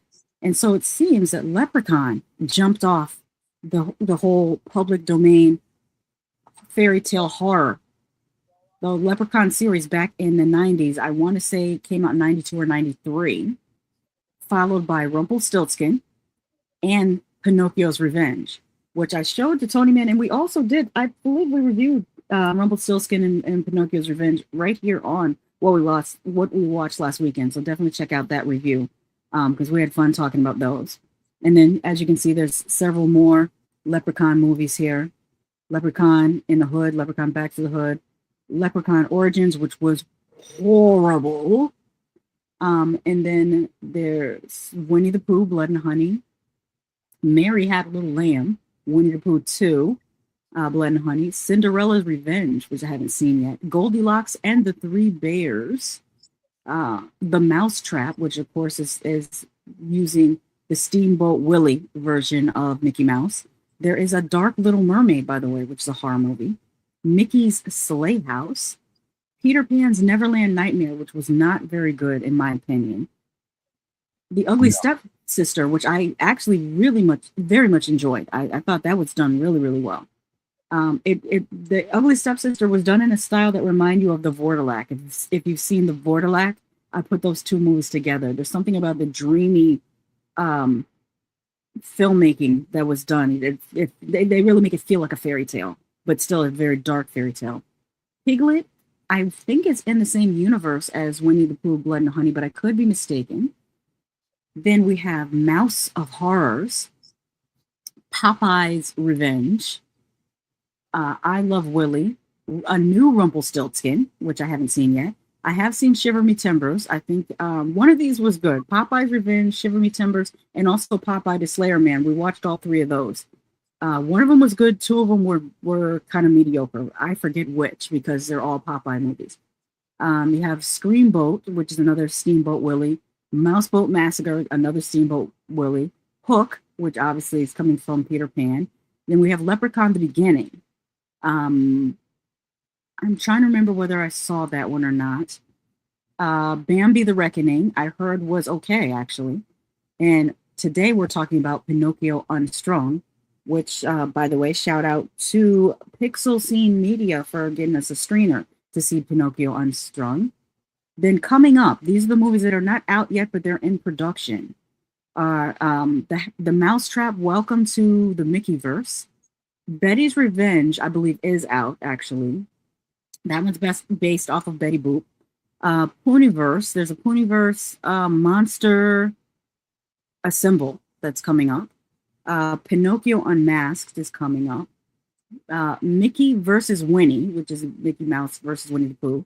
We have Pinocchio Unleashed coming out, Peter Pan's Neverland Nightmare 2, Screamboat 2, Popeye the Slayer Man 2, Shiver Me Timbers 2, and then Boop, which is also meant to be about Betty Boop. So we have right now, we're in 30 something deep. Does it say how many? 43. Oh, public domain. 43 films. But you can see on my letterbox, I also have a list of black slasher films, a watch list, which I haven't updated in so long. I have to update this watch list. And some lists I used to have from back a long time ago. Well, not too long ago, a couple of years ago, but they're not super up to date. But I'm going to keep up a little bit more with my letterbox. So again, that's HorrorFreq on Letterboxd if you want to follow. I don't know if Tonyman has a letterbox, but I think he should get one so he can make lists of movies that he would like to see or that he has seen, and he can write his reviews also on Letterboxd. I could. Yeah, you could. So let's get back into Pinocchio Unstrung. Let me just take that down.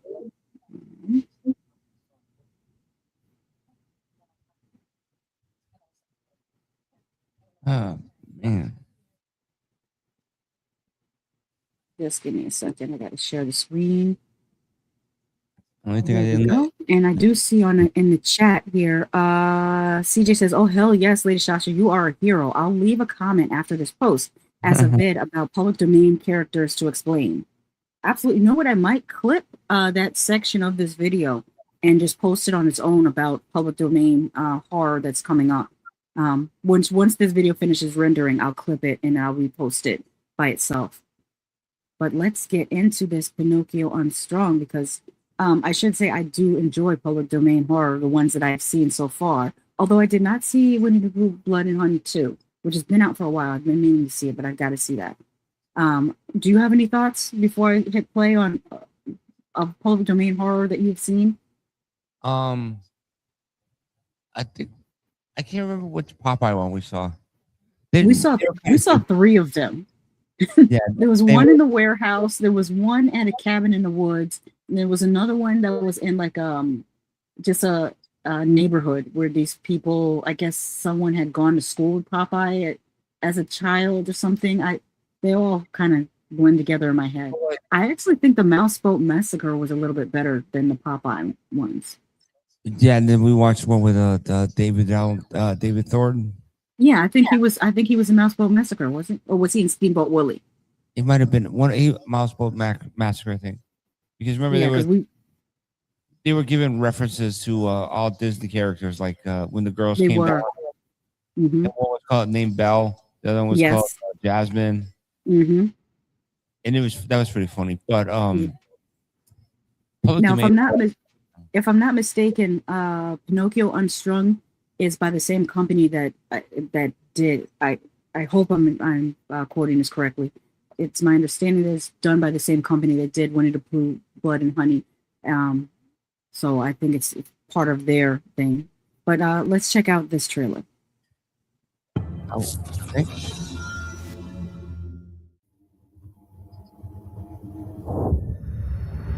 It's always hard losing someone you love.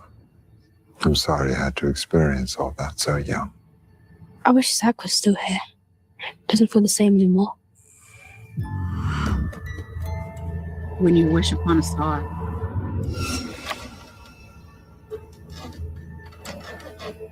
Come down. Now this, you would think that the color is desaturated, but no, everything is just brown. Like this mansion is all woodwork and the lighting is a little bit of a golden brown.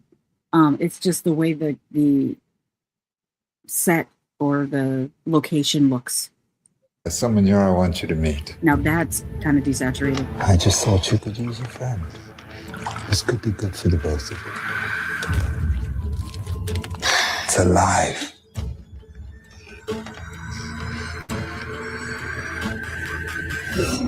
It's like white boys that made different from you. Organs and stuff. I want to be just like you. Nah, you don't. You're way cooler than me. Take what they have, piece by piece, to make yourself yourself whole. Who are you? Name's Cricket. Piece by piece, we'll take everything you need to be real. Yeah, that was great. What the hell is he? Pinocchio! Now, I guess I give a content warning. It's going to be a little bit of gore. It's going to be a little gore.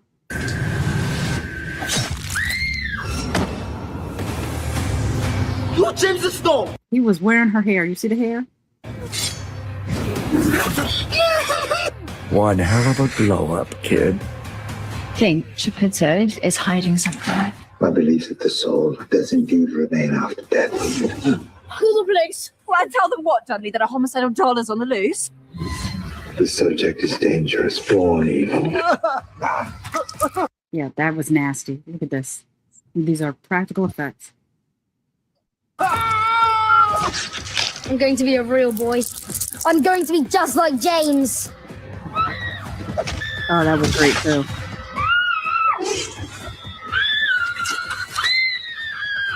Pinocchio!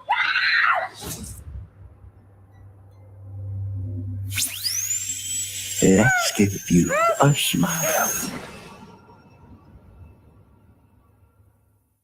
Yeah. Yeah, that was a lot of fun. I have another clip. This is Pinocchio meeting his wood mother. CJ says, wearing the hair looked like when Gertie had E.T. dialed up. Yep. Battle says, okay, I have to stop drinking because I'm imagining this trailer. No, this was real. No, yeah. Real deal Holyfield.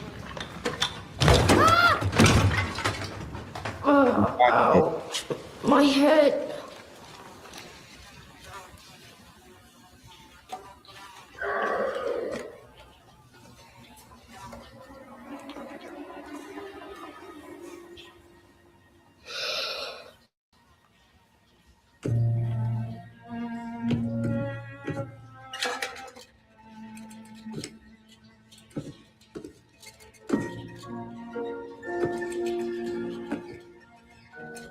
I actually hope this movie does really well because it was so much fun.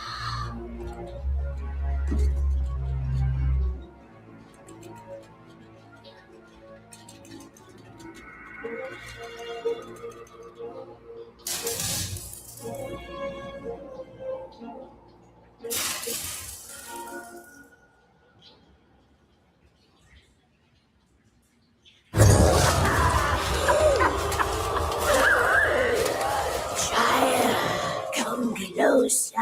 My splinters hurt. You talk? Who else would tell the truth he had? Number one, why would splinters hurt you if you're made out of wood? Number two, why would Pinocchio be shocked that she talks? Dude, you talk. That should be shocking. What are you? I am your wood mother. Geppetto may have carved our bodies, but I shape your mind. Yeah, that was. Let me cancel out of this. That was pretty cool. There's something else I want to show you guys. Let me remove this. This is what really put it over the edge for me into, because you know how I feel. Well, we've mentioned multiple times how we feel about bad CG. And this movie did the opposite of that.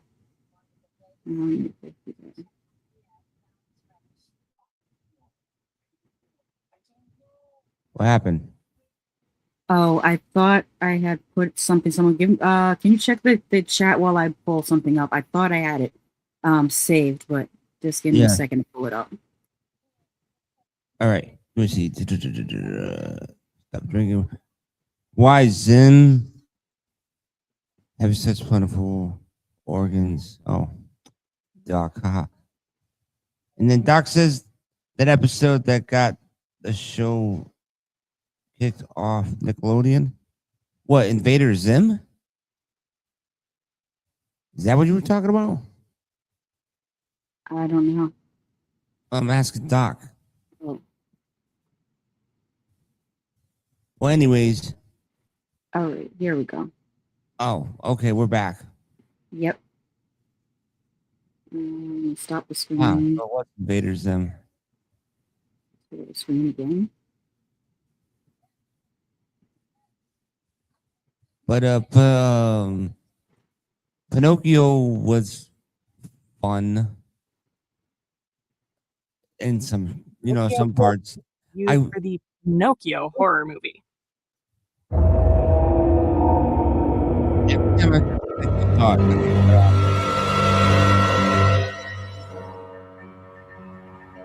I just think the First movie, look at the Pinocchio animatronic used for the Pinocchio horror movie. the movement is just so fluid.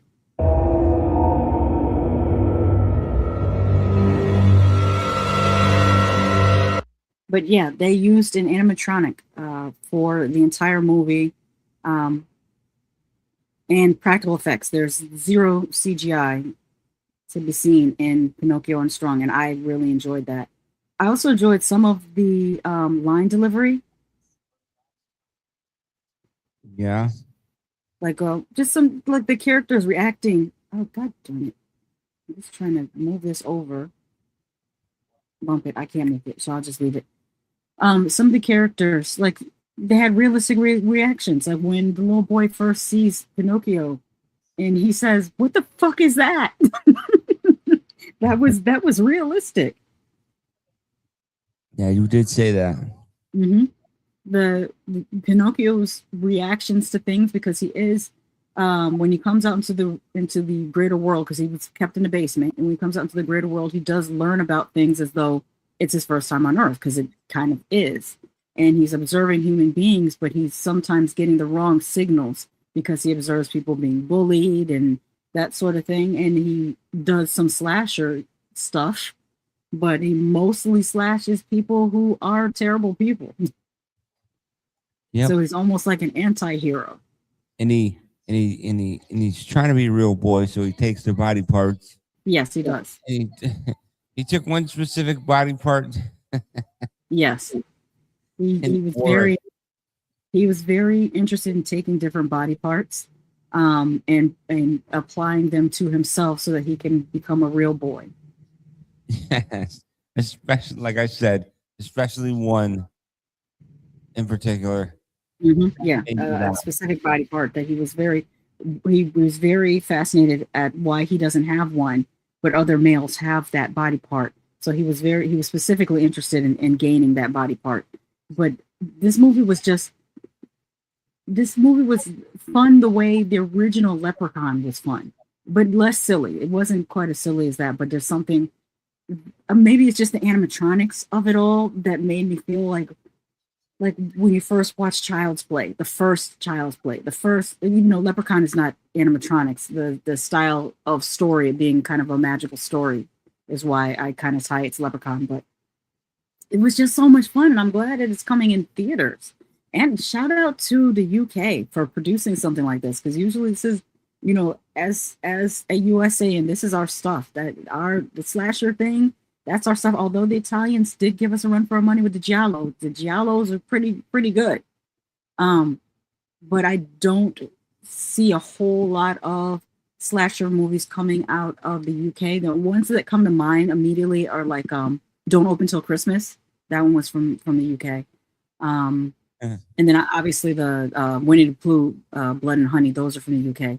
And I think some of the Popeye movies also from the UK. So they're really coming up with their slasher stuff.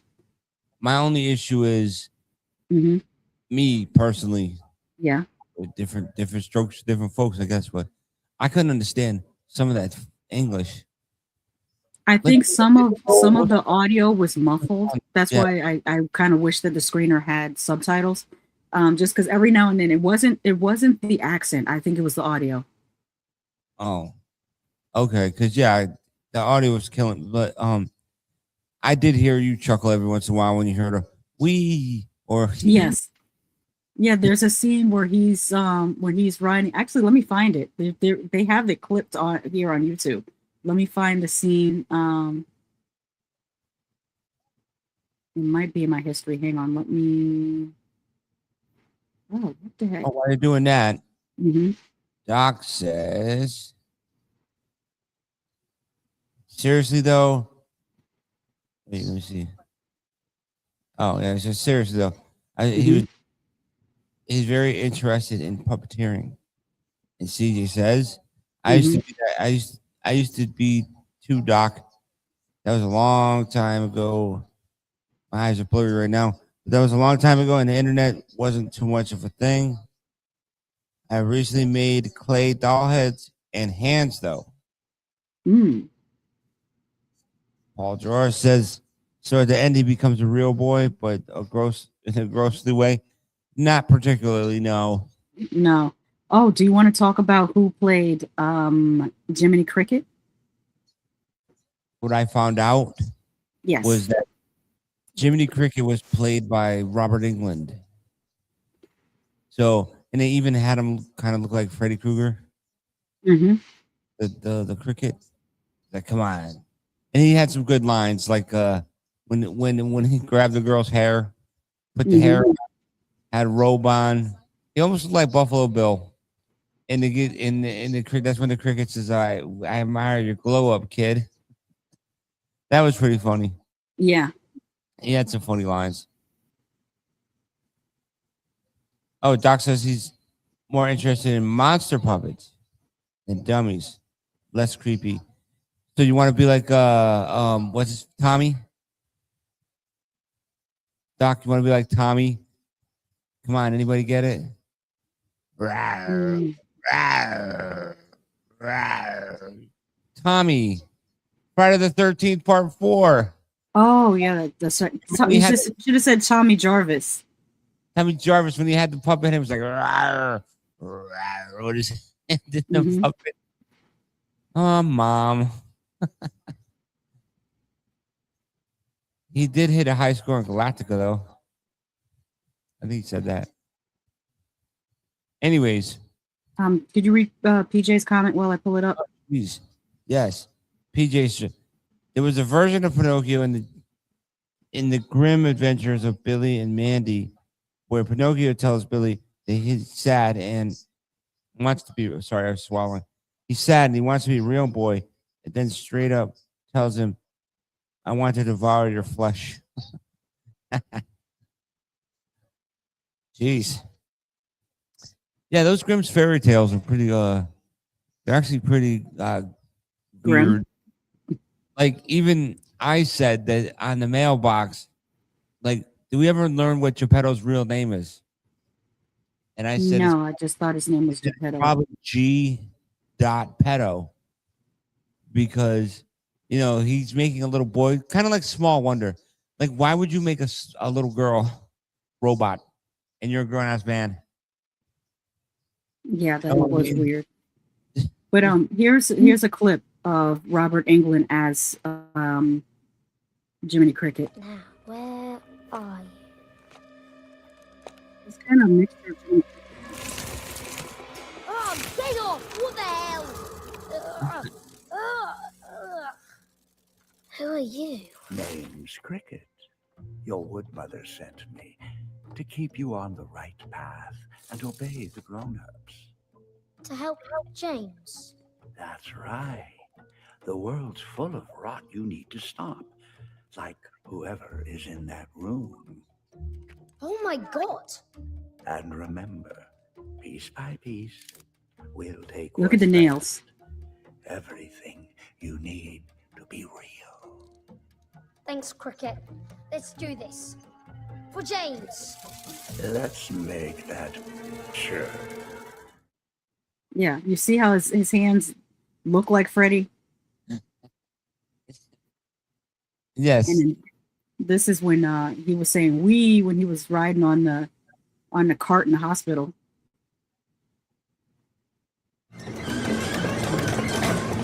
Just saying things, Larry. It's all in your head.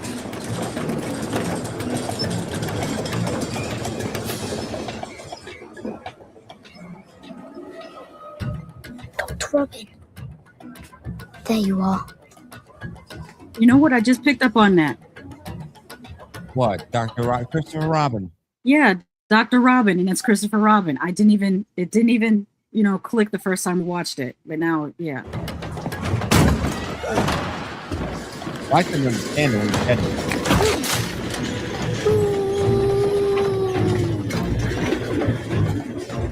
That right there. Mm-hmm.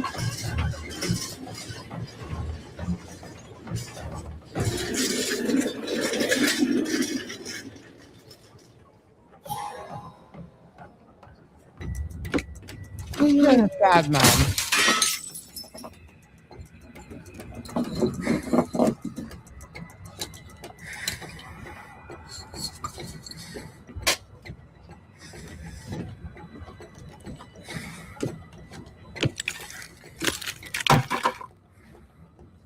You.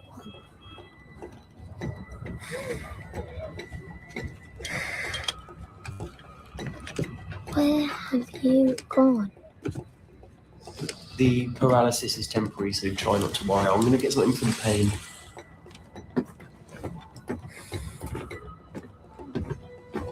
I didn't even say that.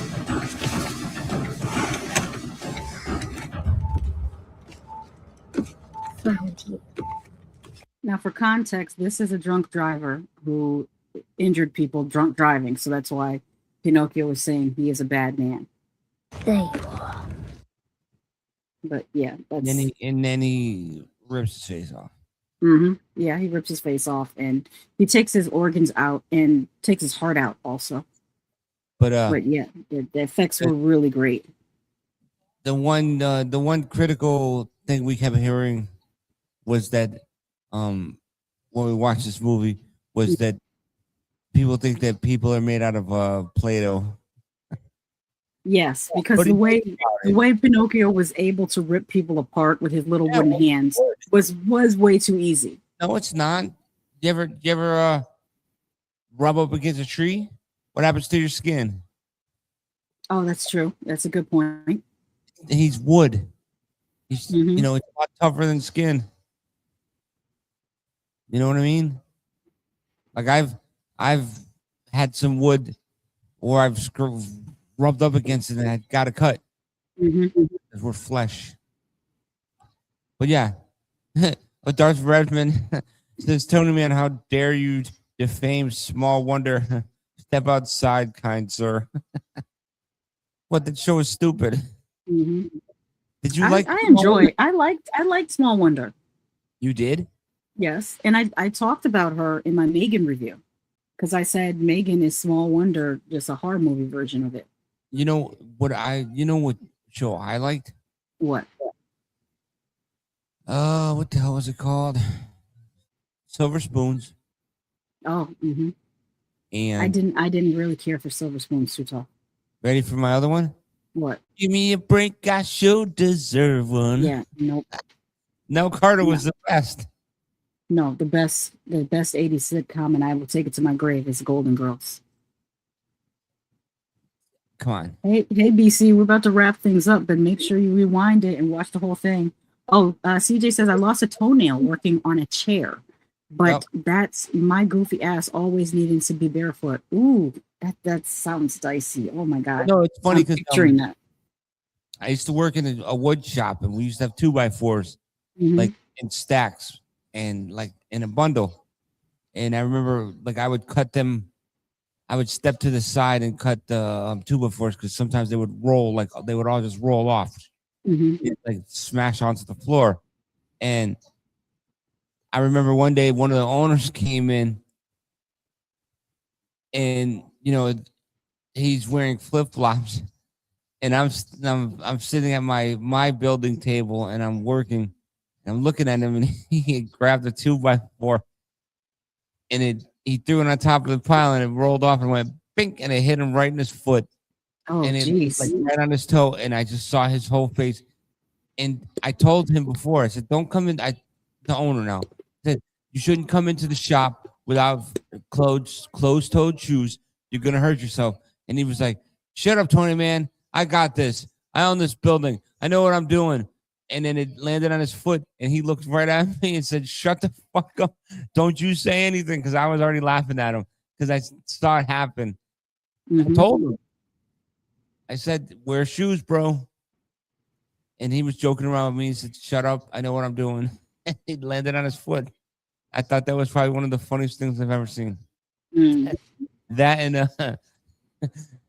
that and another guy hit getting a 2x4 slammed on his toe, and he ran around the whole shop. Like, you know how like like when you hurt yourself and you try to run away from the pain. I guess that's what he said. That's what he did. Like, he landed on his big toe, and he literally ran around the shop like for 5 minutes trying to run away the pain. And I was cracking up the whole time, like I'm doing right now, because I thought it was hilarious. You can't run away from the pain. Sorry, that was a Tony Man rant. This rant was sponsored by Pinocchio. What's it called? Pinocchio Unstrung. Pinocchio Unstrung. Which, by the way, will be in theaters next Friday, the 24th.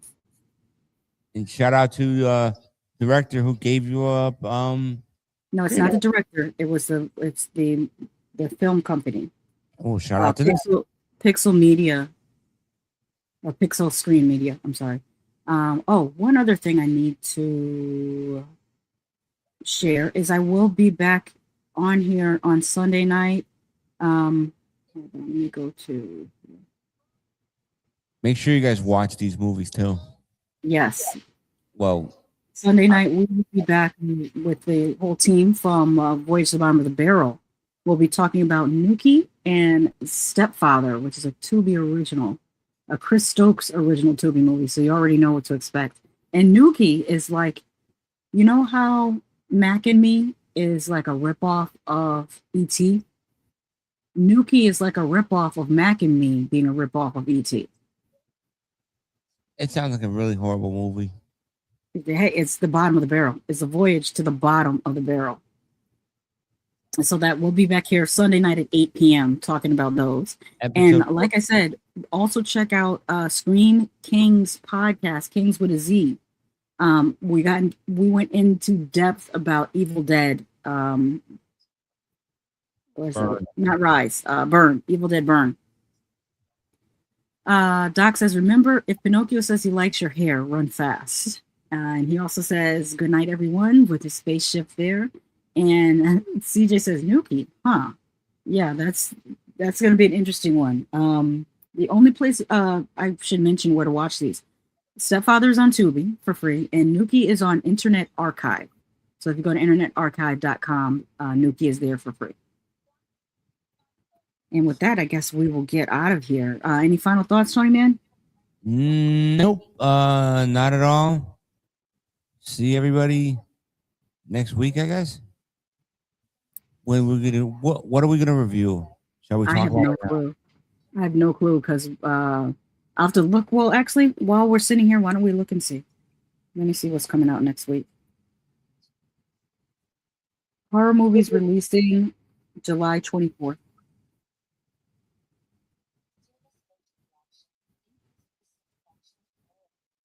Oh, I should have said of this year. Hold on. Horror movies releasing in July of 2026. Let's see what else is coming up.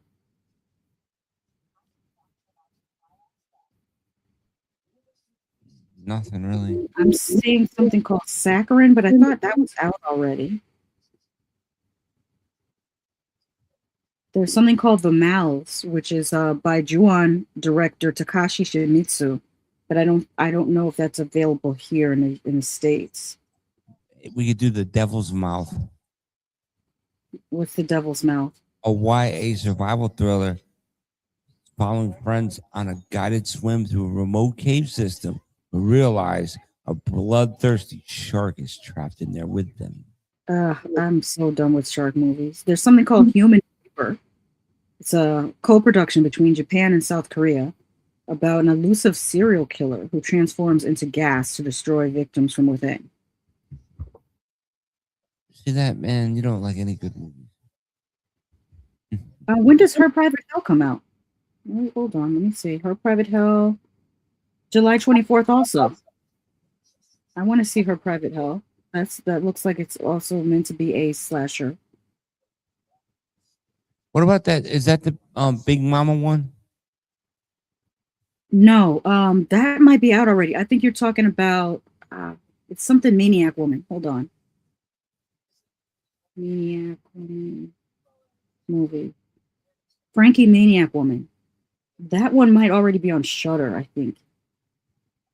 I think we should talk about Strong. Talk about what?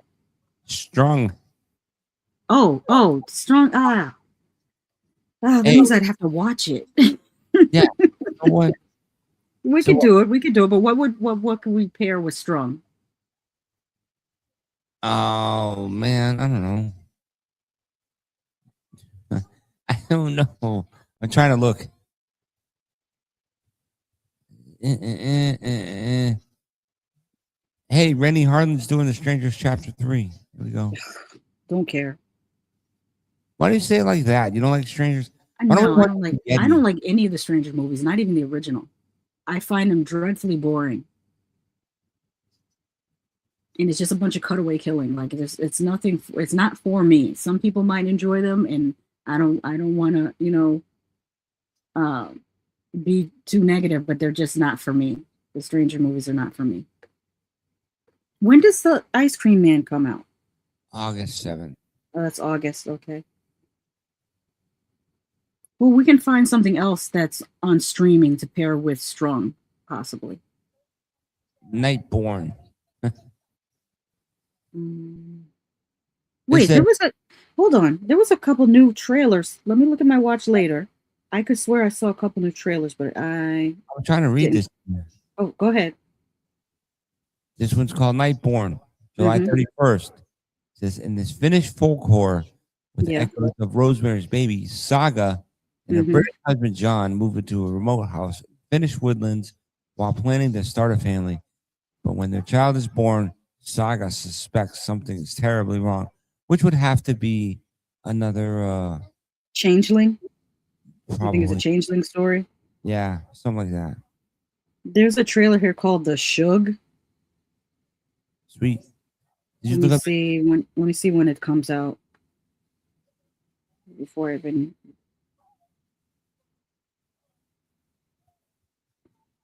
The Shug 2026. Okay, this doesn't have a release date yet. It's just they just dropped the trailer. I'll tell you what. It says a release date April 2nd, 2026. So it's been out, but the trailer just dropped. That's weird. It says, when sightings of the notorious monster, the Shug, resurface, a father must team up with unlikely allies to rescue his daughter and put an end to its terror in the British countryside. The Shug? Mm-hmm. Or we could do another retro episode and just watch some stuff from the 80s. Yeah, you know what you should do? What? These first movies. I should make you watch a movie or two. What's that? I shouldn't tell you. I should. You know what? Yeah, you can watch The Last Boy Scout. Don't make. Oh, really? Mm-hmm. You're gonna sigh like that? Can we do something more horror sci-fi themed? Yeah, Last Boy Scout. That's not a horror movie or sci-fi.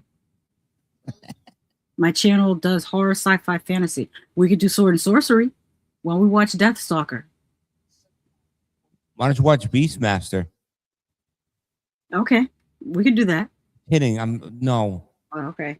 Because I haven't seen Beastmaster in years. It used to be on HBO like I feel like HBO had four movies on rotation all the time when I was in elementary school. It was Beastmaster, The Wraith, The Guyver, and Teen Witch. I feel like those movies were playing every freaking week. I remember, for me, it was Beastmaster, Dragon Slayer. Mm-hmm. You ever see Dragon Slayer? I believe so. I mean, my dad took us to see all the sword and sorcery movies at the drive-in. Well, we'll figure something out. My father even took us to see the one with the twins. Remember the big buff-ass twins? Yes. I think they were called Barbarian Twins or something like that. I don't know, but we saw that at the drive-in. Oh wait, got some questions here. Yeah, CJ says, all right, Her Private Hell. Yeah, that one looks good. I really want to see that. And she also says Tonyman, and I thought of the same one. BC says, oh yeah, I remember now. I want to ask Tonyman, did you watch the first 3 Evil Deads? I watched that? the OG ones. No, I watched the first one. I didn't watch 2, and I didn't watch Army of Darkness. I didn't watch those 2. I watched the first one, and it was all right. Mm-hmm. I mean, no.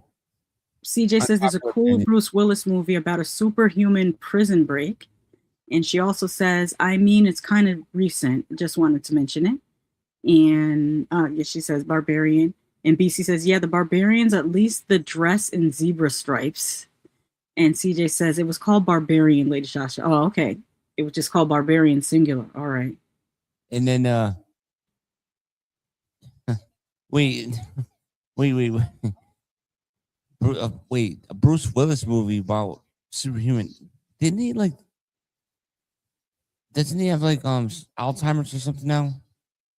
I think so. He has something that has there you go. Created his memory. I thought of a movie you could watch. What? It's got 2 of your favorite action stars in it. Mm-hmm. It stars Sylvester Stallone and Kurt Russell. And it's called Tango and Cash. Oh my God. No, I'm not watching Tango and Cash. Why not? Have you ever seen it? No, but also this, okay, I'm going to say it again slowly. This channel does horror, sci-fi, and a little bit of fantasy. It's a fantasy to see 2 hunks escape from prison together. No. Whatever. I need to get out of here because I got to get up early in the morning again. Why? The little kitten has to go to the vet to get her shots, her first shots. Oh. Mm-hmm. Oh, so BC says after last week's stream, he watched all 3 that still hold up. I still think you should check out the second one. I know for you may not like Army of Darkness, but I think the second Evil Dead 2 you might enjoy. I might. All right. Yeah. I'll have to check it out. Mm-hmm. But all right. I guess we're gonna get out of here now. It's 10:24, and we've been live for 2 hours and 50 minutes again. Yep. Almost crossed the 3-hour mark. Of course. Mm-hmm. Whenever she says it's going to be a short podcast, it's like 2 hours. Yeah. But all right. Well, to be fair, we didn't do one last week, so it's like a double. It's like a double to make up for last week. Yeah, that's true. But all right, we're getting out of here. I'll talk to everybody, and everybody will see me later. Mm-hmm. Wow. And all right. Have a good night, everyone. Go World Cup. I didn't say a team. I said go World Cup. Yeah, not a specific team. No, go Justin Bieber. When is this halftime show supposed to happen? Sunday, the show or the soccer game? The game, well, the game and the show. Isn't the show the same day as the? Yes. Sunday. I think it's Sunday at 3. Okay. And will you be able to watch it? Or are you working? No, I get out at 2:30. And BC, let's go Spain. Defense wins championships. But FIFA will not let Argentina lose. We all know this. Rooting for Spain. Spain is a better team. Argentina, they just got lucky. Yeah. Destroy. All right. With that, good night. Good night.